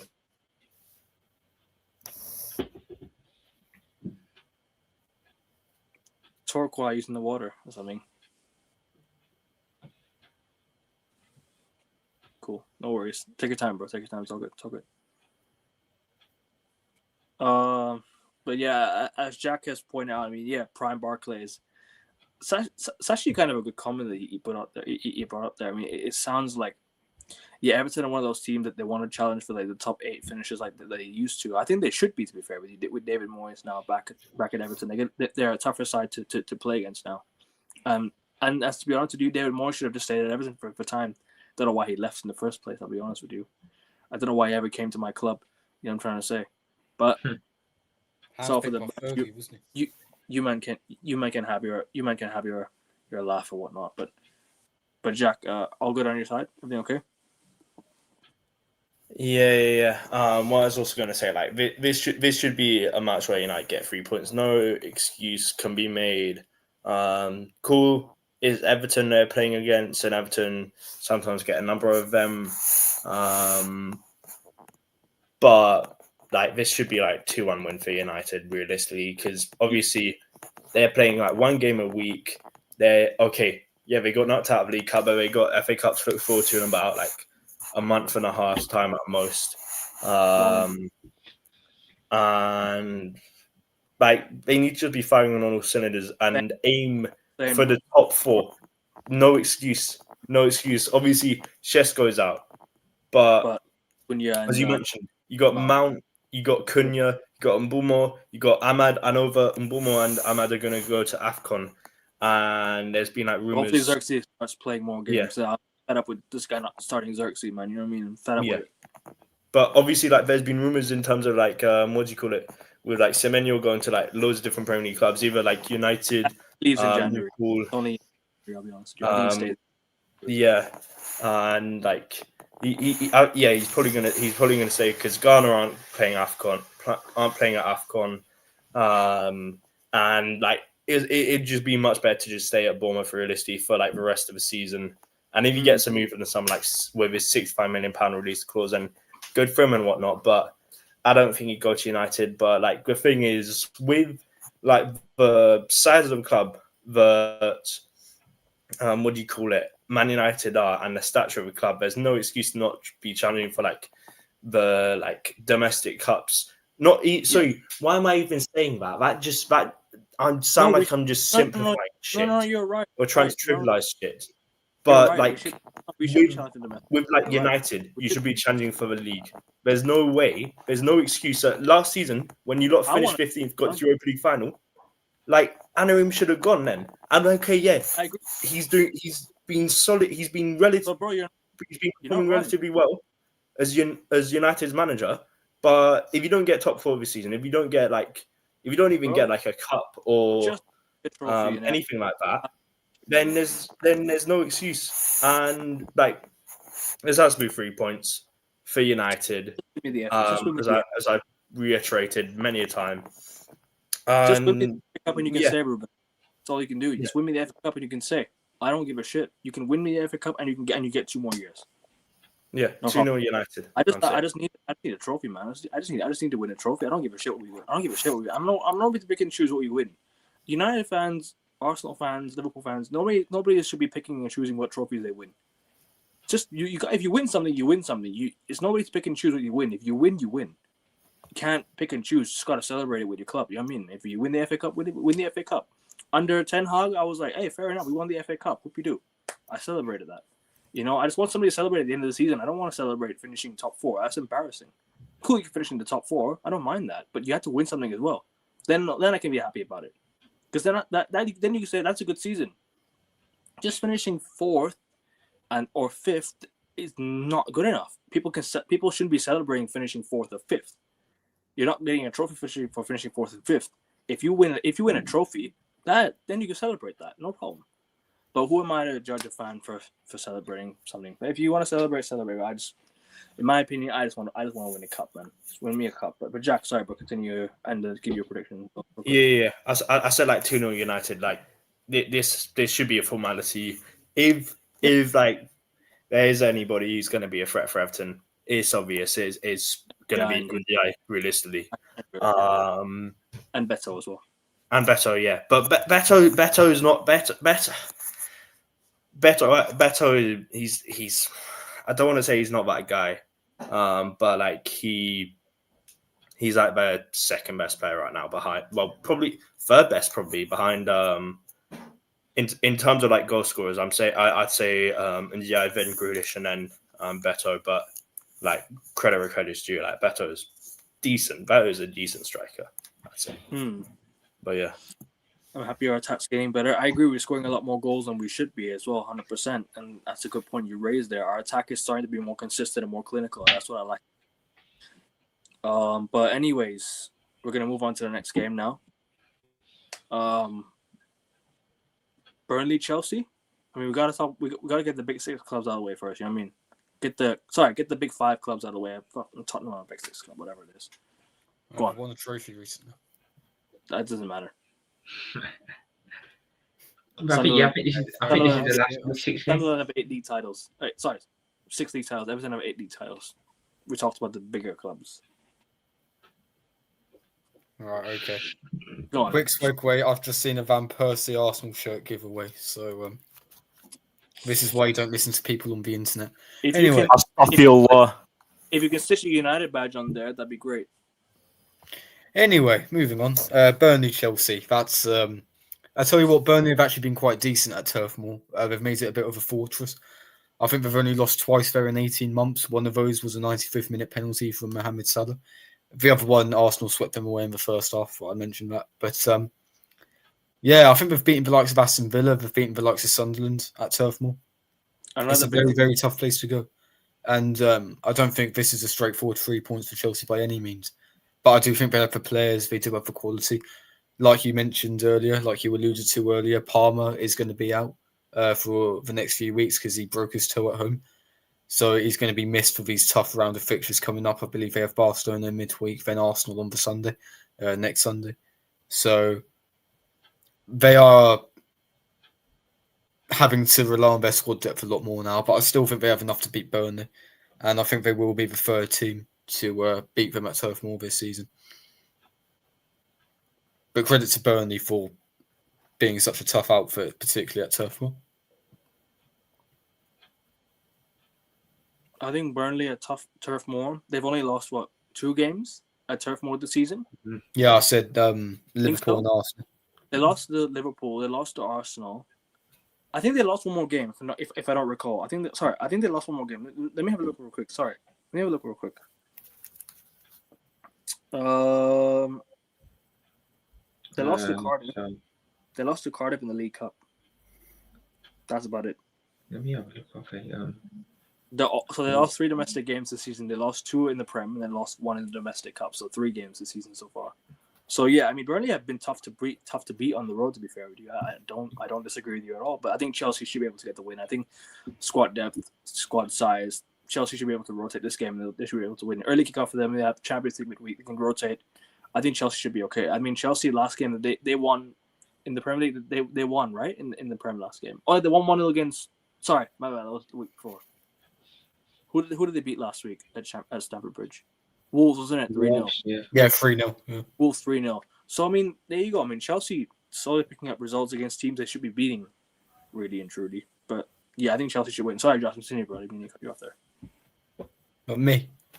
Yeah. Well, I mean, I think Chelsea will get the 3 points. I think they will pick up a bit of form. They need to pick up a bit of form because they've been way too inconsistent so far this season. They had a shambolic September. They're slowly building up from that. Listen, with a £2 billion squad, with a £2 billion investment put into them, they need to be performing a lot better week in, week out. They've got world-class players. Well, they've got world-class talent at their disposal. Whether that translates to world-class players, I don't know. But they haven't been playing like it, and they need to pick up results now to ensure that they do claw themselves back into the Champions League places, going into a very, very hectic December schedule. So, Jack? Sì, sono d'accordo con Josh. How do you say it? Chelsea, they've been solid throughout the season and whatnot. Like, obviously, the last sort of stumble they probably had was against Karabakh in the Champions League to draw, obviously. But, like, just get 3 points. That's all that matters. Like, who are Chelsea playing again? Shit, I'm dumb. Chelsea are playing Burnley away. Oh, Chelsea are playing Burnley. Bloody Burnley. Fucking hell. But yeah, 3-0 Chelsea. 3-0 Chelsea. Going to run it back just like 14-15 where Fabregas put that really beautiful pass through to Andre Schroeder towards the start of like the 14-15 season. So yeah, 2-0, 3-0 Chelsea, I'll say. Yeah. Prophet, you want to add anything on the game?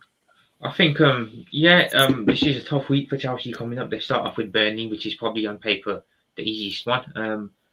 They then go to play Barcelona in midweek, and then they play Arsenal next weekend. So, yeah, they really need to be winning this game to take some good momentum from the win they get against Burnley, potentially into the Bayern and the Barcelona and the Arsenal game. So they need to win.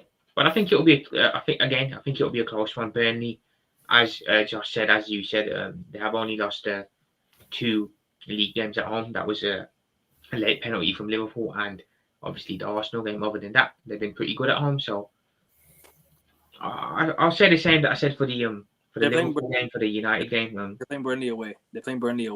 Burnley away. That's what I said. Yeah. So I'll say the same I said for the United and the Liverpool games. I think Chelsea will win, but I don't think it'll be an easy one. I think Burnley will definitely give them a win for their money, but Chelsea need to win. They need to win so they can, take some confidence into the Barcelona and the Arsenal games, because those are going to be 2 tough tests coming up. So yeah, I'm going to go with a hard-fought Chelsea win here. I think Chelsea should win the game comfortably. I've already given my thoughts on the game. I think I just said Chelsea had the squad depth and size to win the game. I think they should be able to. Obviously, with the Champions League game midweek against, was it Barcelona? Did they play midweek this week? Barcelona? Yeah. That's going to be a tough game at home, so they need to rotate big time. I think they should be able to beat Burnley. I think, like I said, quality-wise, and I think they on early kickoff on a Saturday, I think they'll win the game. But obviously, it won't be as easy because Burnley, like I said, Burnley at home have been good. They've been good this season, but they've not been great. Obviously, with results like against Liverpool, Arsenal, losing there, and obviously losing to Cardiff in the League Cup. I'm gonna go with a 3-1 Chelsea win. 3-1 Chelsea win. I think Chelsea should win the game 3-1. I think they'll pick up form. They'll win the 3rd game in a row in the Prem, and then they'll be able to sort of, how do you say it? They'll slowly get back to winning ways, like how they did at the start of the season. 3-0 Chelsea, but Garnacho red card. That would be lovely. Garnacho. I see what Arian's doing there. He's looking at the Nottingham Forest game, which obviously won 3-0, but got a red card and predicting it again for their next half 12 kickoff. I like that. Who's that twat from Argentina, eh? Sorry? Who's that twat from Argentina, eh? Alejandro's got a brain. But anyways, we're going to move on to the next game. If you guys want any final thoughts on the game. Yeah, I'll go with a 1-0 Chelsea win here. Oh, yeah, sorry. I'll copy profit on that one. It won't be easy, but Chelsea will get the 3 points. And Jack, you're saying 3-0 Chelsea? 2-0 Chelsea. 2-0 Chelsea. I'm going to go 3-1. More conservative. Renvier here says 4-1 Chelsea. That's a good result. That's a shout. Probably a good result for them. 2-0 Chelsea. João Pedro needs to start backing again. He needs to start going on a goal scoring run like he did at the start of the season. So he needs to be one of those guys. I need to be back in FPL. Because when he was doing well in FPL, I had him for one of the first players I had him in FPL. But anyways, moving on to the next game. Got all the top 5, got all the big clubs out of the way. Aside from one in that, obviously, which is Palace. the team that you men are facing.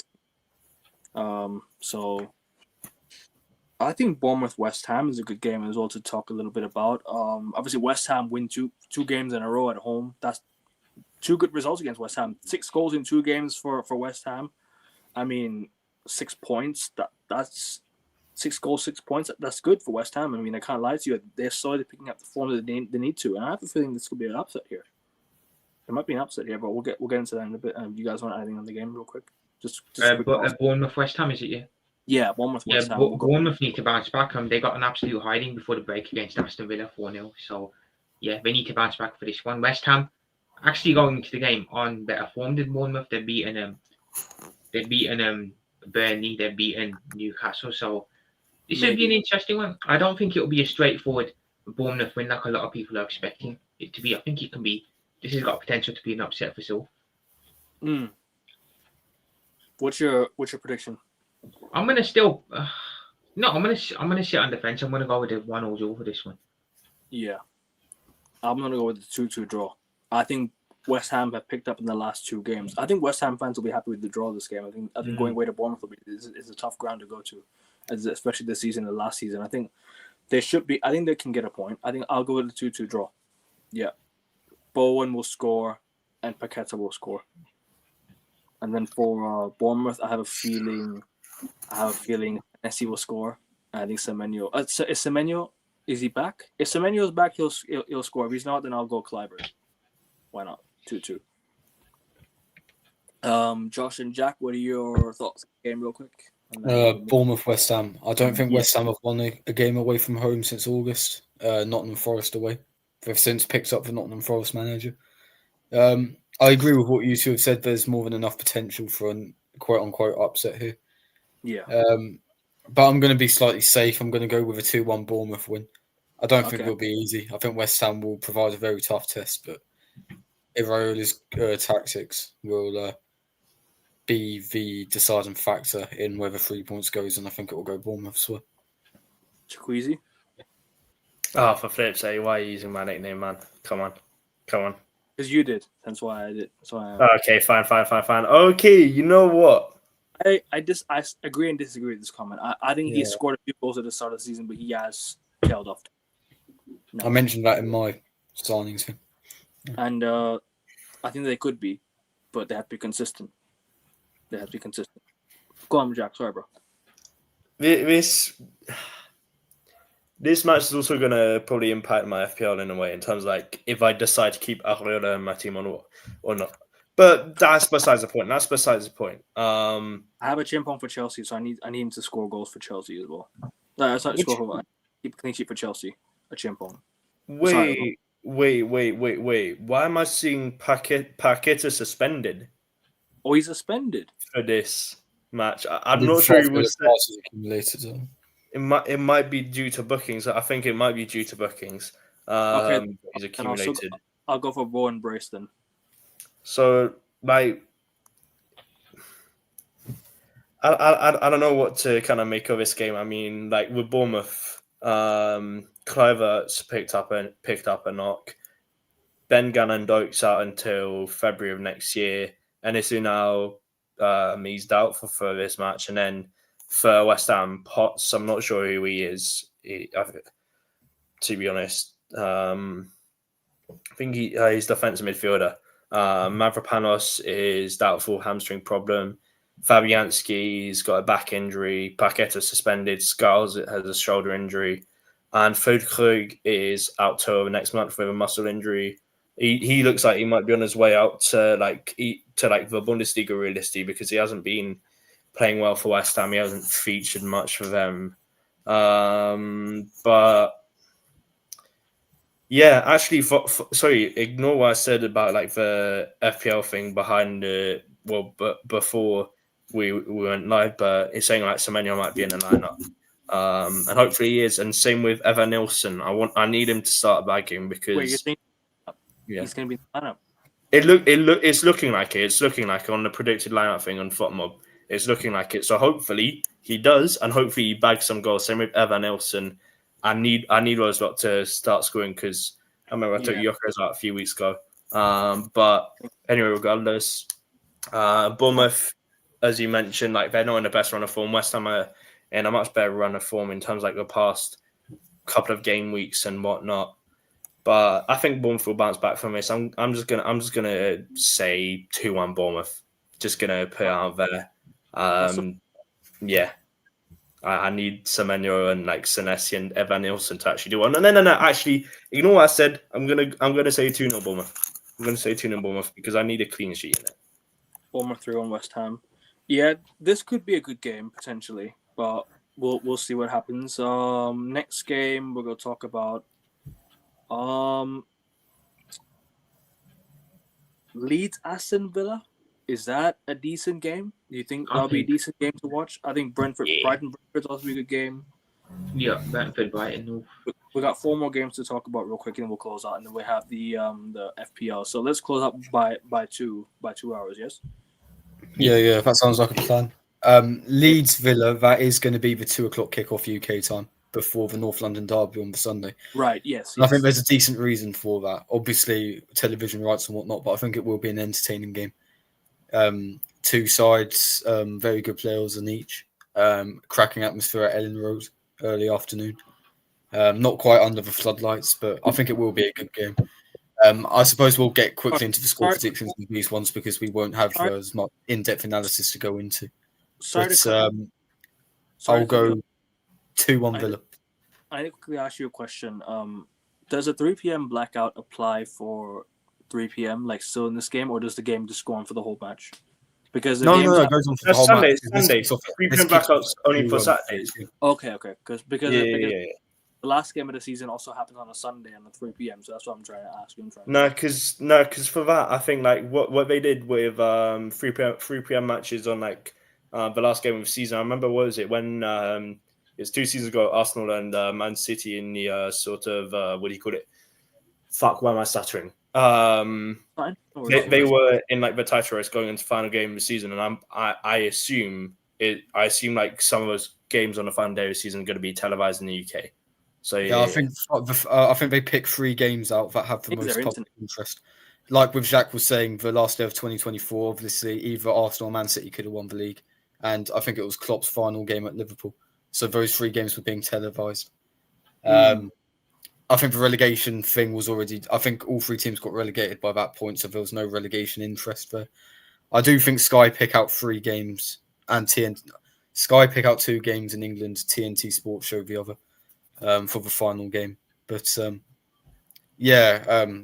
moving on, keeping on the Leeds Villa, I think it will be a 2-1 victory for Aston Villa. I don't think it'll be easy, but I think Buendia will score, former Norwich man. And Emi Martinez will make plenty of good saves to secure the 3 points and keep the Villains marching on. I like that you got into the former Norwich man.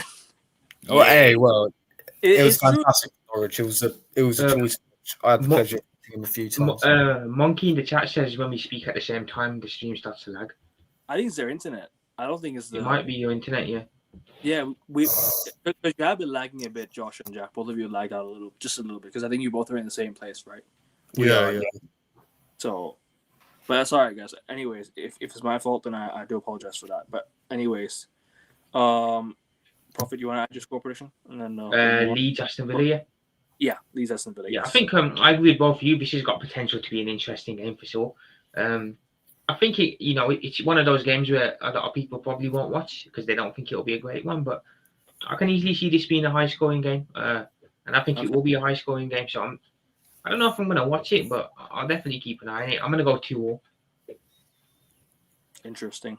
Shall Villa win 2-1. Jack, what was your score? I know I tend to lead with sort of agenda, pun intended, about saying fuck Leeds because, well, Akervin. No, still fuck Leeds. No. I do it for a crack. That's all. I've got out against Leeds apart from they're from Yorkshire, and I prefer Lancashire. But anyway, still fuck Leeds. Sorry, no, that's a joke. Anyway, regardless, I'm just gonna say fuck it. 2-0 Villa. Also, by the way, Bornau, I think that's his name, and Yonto are out for Leeds, and Garcia and Mings are out for Villa. So yeah, 2-0 Villa. Up the Villa. Yes, up the Villa. 2-1 Aston Villa. Fuck it. Josh, you said 2-1 Villa as well, yes? Yeah, I did. And Prophet, you said 2-0. You said 2-1 Villa. I said 2-2. 2-2. Okay. Cool. Yeah. Fairs. Josh, since you're going to the Bournemouth Brentford Brighton game at Selhurst, excuse me, Selhurst, Amex, excuse me, not Selhurst, Amex. I don't know why I said Selhurst, Amex. What's your preview of the game? Obviously, since you are going to be at the game. Yeah, of course. It's funny you mentioned Selhurst Park. Brighton's last game was a 0-0 draw. That's why. In the M23 derby, if I'm not A23. A20. My apologies. Yeah, that was a decent point, all things considered, considering how good Crystal Palace are. That we've spoken about plenty of times. Brighton, Danny Welbeck's on fine form. Ruta, Jorginho Ruta, playing very well at the minute. I don't mean the Wi-Fi. And Brentford under Keith Andrews. Listen, we've often sung their praises on this show because he has been, he's carried on Thomas Frank's work very well, and they are in fine form. This has potential to be a brilliant game. I'm going to go with a draw. I feel like a draw is probably the likely scenario in this case. I'm going to go with a 1-1 draw. I think it'll be quite frustrating for the home side, but Brentford will make it very tough. They'll dig in, and they'll get a well-deserved point. I think Brentford wins, says Shivan. Josh and Prophet, what's your prediction? Yeah. Josh and Prophet. Sorry, Jack and Prophet, excuse me. Yeah, thank you. Both of your names begin with a J, and I'm like, oh, shit. It's a tongue twister. Sorry about that, bro. Sorry about that. Jack and Prophet, excuse me. Sorry. I'm gonna Brentford Brighton. I mean, Brighton are a bit of a yo-yo team, aren't they? They can have good results, they can have bad results. Brentford as well. Like I said, they've done very well this season, considering a lot of people had them going down. I'm gonna go with a Brighton win. I'm gonna go with a Brighton win. I'm gonna go 2-1 Brighton. Okay, 2-1 Brighton. I'm gonna go. Yeah, I'll probably go 2-1 Brighton as well. Jack. There. Nah, see, no. I'd just call Akervin was on fuck's sake. Or actually, no, I passed it on to him and then he's passed it back. But yeah, I'm gonna go with Brentford. I'm gonna go over Brentford win. This is 11th versus 12. I love this. Yeah. That's the birds and the bees. Words. But yeah, regardless, I'm gonna go over Brentford win. It's 11th versus 12th. Both teams scored the same amount of goals in the league this season, 17 each. But Brighton have a slightly better defense, 15 goals conceded, as in comparison to Brentford, 17 goals conceded, and thus Brighton are ahead essentially on goal difference. But yeah, I'm gonna go with 2-1 Brentford win, and if either team wins this, they go up into the top four as things stand. Really? As things stand, sorry, not top 4, top 5. Top 5, if Brentford should I say? win, they go into the top 5. Yeah, as things stand, because Bro, we predicted them to get relegated. Because Spurs are on 18 points, and then just below them, Villa on the same points, 18. United on 18. Liverpool on 18. Bournemouth are on 18. Palace on 17, and then Brentford and on 18 league titles. Brentford and Brighton are both on 16. So 2-1 Brentford. Come on. 2-1 Brentford. I'm gonna go 2-1 Brighton. Everyone agree? 2-1 Brighton. No. That's a 1-1 draw. 1-1 draw. Prophet says 2-1 Brighton as well. I can't hear you, bro.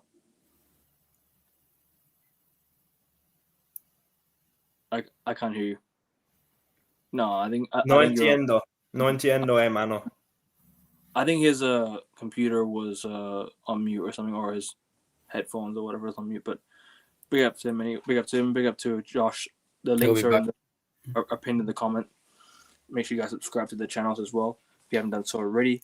The next game we're going to talk about is, I think this is the last game, if I'm not mistaken. No. Sunderland Fulham, or Fulham Sunderland, excuse me. Fulham Sunderland, and then Wolf Palace, and we'll close out. Yeah. I mean, what was it? What was it again for Fulham Sunderland? Yes, Fulham Sunderland. That'll be a sharp jack. That'll be a good game, I feel. I think Fulham need to bounce back. They're desperate to bounce back. They seem to be sleepwalking towards the relegation dogfight, which isn't really what they need. They have more than enough good players to keep away from that. The likes of Sasha Lukic, Calvin Bassey, Alex Iwobi, Rodrigo Muniz, Raul Jimenez. They've got a very, very talented squad. They should not be where they are, and they need to bounce back. Against Sunderland, it's going to be a very tough ask, and for that reason, I don't think Fulham will lose, but I think it will be a draw. I'll go with a 2-2 draw. I think it might be one of the games of the weekend, actually. Yeah, and Fulham one of those teams where they're a bit of inconsistency, but at home they look strong. And Sunderland are a surprise package in the Premier League this season, as well as Brentford. But Prophet, sorry, what was your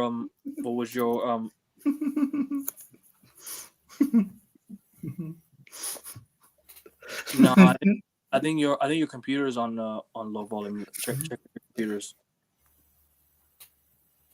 Can you guys hear him? No, I can hear him. It's probably lagging out. I'm gonna go 1-1 as well. I think Fulham Sunderland will be 1-1. I don't really have much to say on this game. I just think both teams are gonna cancel each other out. I think both teams are just. I think Sunderland on the road they've not been as strong, but at home they seem the better team. On the road it's just. I think they're not very good on the road to play against. Wasn't Stamford Bridge, to be fair to them.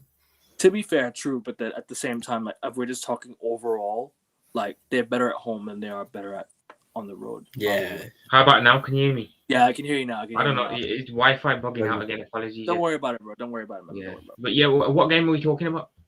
Fulham Sunderland. What was your final thoughts on the Brentford game? What was your score prediction again? 2-1. I said to Brentford. No, not Brentford. Brighton. 2-1 Brighton. Right. Okay. And then Sunderland Fulham was the next game we're going to move on to. Sunderland. What more? Sunderland. Fulham Sunderland at Craven Cottage. At Craven, I'm gonna go. If it's at Craven Cottage, if it was at Sunderland, I would have gone with the Sunderland win. But I'm gonna go with I'll go with a 1-0 here. Bro, these stadium names are giving me nostalgia vibes, man. Honestly, like what Stadium of Light, Craven Cottage. You know, when I first these were the stadium names that I first obviously started watching football.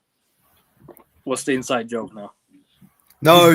Just ran there on Snapchat, just taking the piss. Oh, out of me. Don't worry, nothing to do with the show or anything. No, he's owning you, Josh. Come on. Been very just kind. Like Leeds 2, Aston Villa 1, and Fulham 2, Sunderland 3. Josh and Jack, what are your final score predictions for this game? I said 1-1, Fulham Sunderland. Sunderland not very 2-2. One of the games of the weekend. I'm going to go with 2-1 Sunderland. Yeah. I won't be surprised if that happens. That'll be a big win. If that happens. Man said, "Cook the MF." Just glad the games are back. It's been a minute. 100%, 100%. Missed it. Last week there was nothing to watch. No F1, nothing, bro. Just had to wait till NFL and NBA. Last but not least, Wolves Crystal Palace. I think since you are in Wolverhampton, I might as well start with you first. All right, we can start with me on this one. So, Wolves got Wolves new manager now, Rob Edwards. I still think they're gonna get. I still think they'll get relegated. What is that one? Who's Rob Edwards with that? I completely forgot. Like, you remember the Luton manager from 2 years ago? There in the Prem.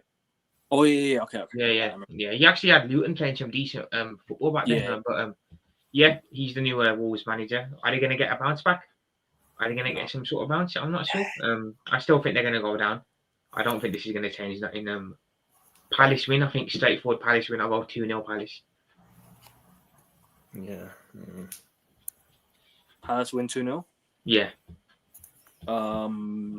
Josh and Jack? Yeah, I think Wolves are kind of screwed over this season. I mean, they've been very, very poor. And it looks as if their years of selling their best players is finally catching up with them. I think it will be a Crystal Palace victory. And I hate to be unoriginal for content, but I do think it'll be 2-0 as well. I think it'll be very comfortable. I think Glasner will be able to rest his main players early in the second half, ready for a European midweek that they can't afford to drop points in. So, yeah, I'll go 2-0 Palace. Jack? Well, I've got an agenda against Rob Edwards because, he was at the mighty Watford beforehand, and Wolves have just been shit this season. I'm gonna say 4-0 Palace. Ooh. I'm gonna say 4-0 Palace. I want this club to be no more in the Premier League. I want this club to be no more in the Premier League. Don't you want? But for Arsenal fans, don't you want easy 3 points every single season? I think Rambil would agree with you on that. To be fair, I just don't want them to be in the Prem anymore, man. Good name, Joshy J. They're taking a piss. Make sure you guys subscribe to Mr. Josh J, everyone, and subscribe to Renbeer Talks Racing. Subscribe to King, and subscribe to everyone that was here earlier. Yeah. I also just want to make Profit channels in the comments, pinned in the comments. Go on, sorry. I just want to make one more point. This reminds me of what do you call it? When Villa was sort of like they were in Europe under was it Martin O'Neill, who's now interim manager at Celtic, up in Glasgow. But like they had Martin O'Neill and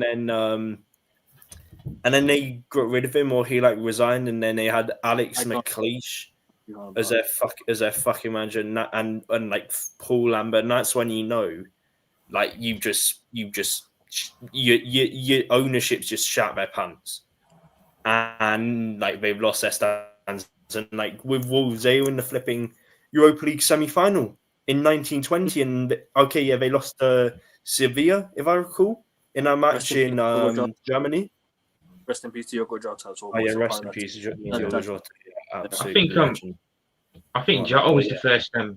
Jota was the first real player that they sold that was of note. And then they started selling the likes of Neto and Neto and Jimenez. It's crazy. If Wolves actually kept their team together, they would have had a decent side now. They could have been. They could have been challenging for literally Loki could have displaced them. Yeah. It could have actually been the new top 16. Taking Spurs out of it. This is also true, Ruben Neves also, I completely forgot. Ruben Neves. Ruben Neves is a weird one. Ruben Neves felt like such a Manchester United type signing, but it never happened. I wanted him, bro. Like that, sir. The club never went in for a bid. But what do I know? This club's incompetent anyways. Sorry, bro. Go on. Let me cut you off there. Anyone else done with their prediction? Yeah, I said 2-0 Crystal Palace.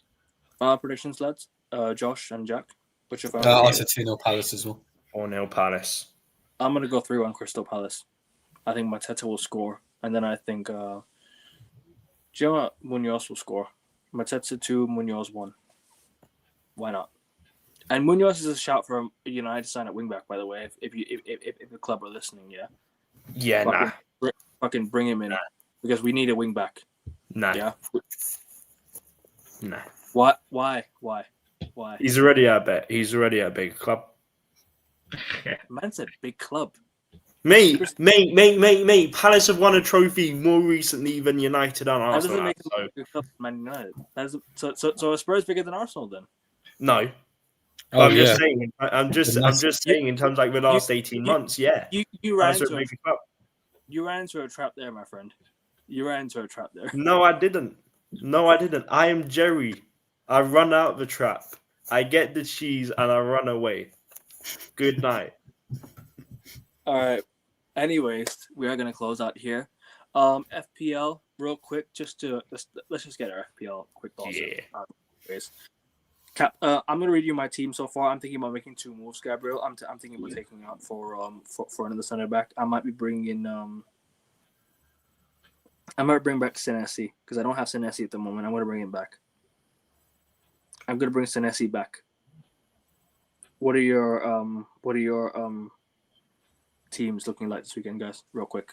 Well, I haven't made any changes yet. I'm going to have to take Gabriel out, as you said. I might have to take Semenyo out. At least put him on the bench. I've only got about 1 or 2 free transfers, so it's not too helpful. But anyway, yeah, not much else to say. I'm hoping Walter Mardy can pull his weight.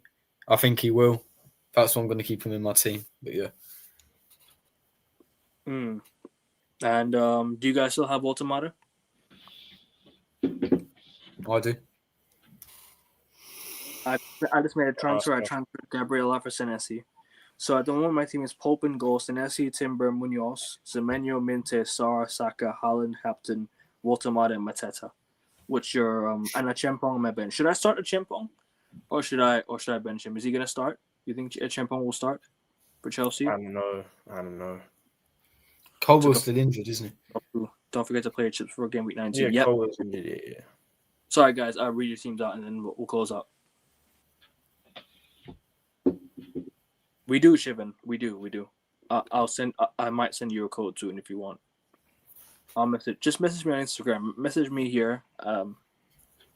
Message me on Instagram here. Here on Instagram, and just, I'll send you the code there. Big up to you, bro. Sorry, Josh and Jack. Quickly read out your teams.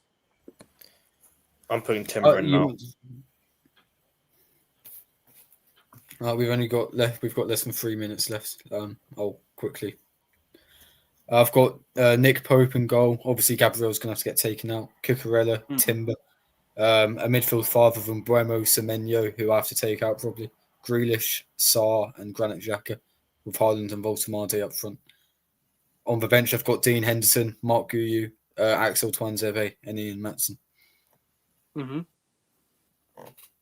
Jacques, real quick. Pour moi, les joueurs que j'ai dans l'équipe maintenant, c'est David Raya, Munoz, Senesi, Guehi, Eze, Semenyo, Ndiaye, Sarr, Ekitike, Bowen et Evan Nilsson. Et aussi Ariola, Juren, Timba, Grealish et Ruben Dias. I know, what do you call it? Semenyo is saying like on the FPL thing that he has like a problem, but like it's saying 75% chance of playing. So yeah, ankle problem. It looks like, but I don't know. Igor Thiago, man, you make a very good point. Igor Thiago, I will definitely consider that. But also I want to bring in Welbeck from. I want to bring in Welbeck. Do you think bringing Welbeck is worth it for Walter Mardy? Do you guys still have Walter Mardy or no more? I'm going to keep Walter Mardy for the next few game weeks, and if he doesn't turn up, I'm going to put him on the chopping block. I want to save up a few free transfers ahead of this hectic Christmas period. So. Cool. But anyways, guys, we're going to wrap it up here. Josh has a video out tomorrow. Check out his channel. Prophet's got some videos lined up as well on his channel, so check it out. 3 subscribers to 510. Hit the like button. 15 likes on the video. Big up, guys, for being here. And we'll definitely be back on Tuesday for the Premier League review show and the Champions League preview as if we can. Welbeck isn't sustainable. No worries. But guys, appreciate you guys all watching. It's been a great show. Hit the like button. Subscribe. let's get to 600 subscribers very, very soon. And Prophet and Josh's links are pinned in the comments. I'll put the link in the description after the video ends. But guys, it's been us. Take care. We're out. Like, share, and subscribe.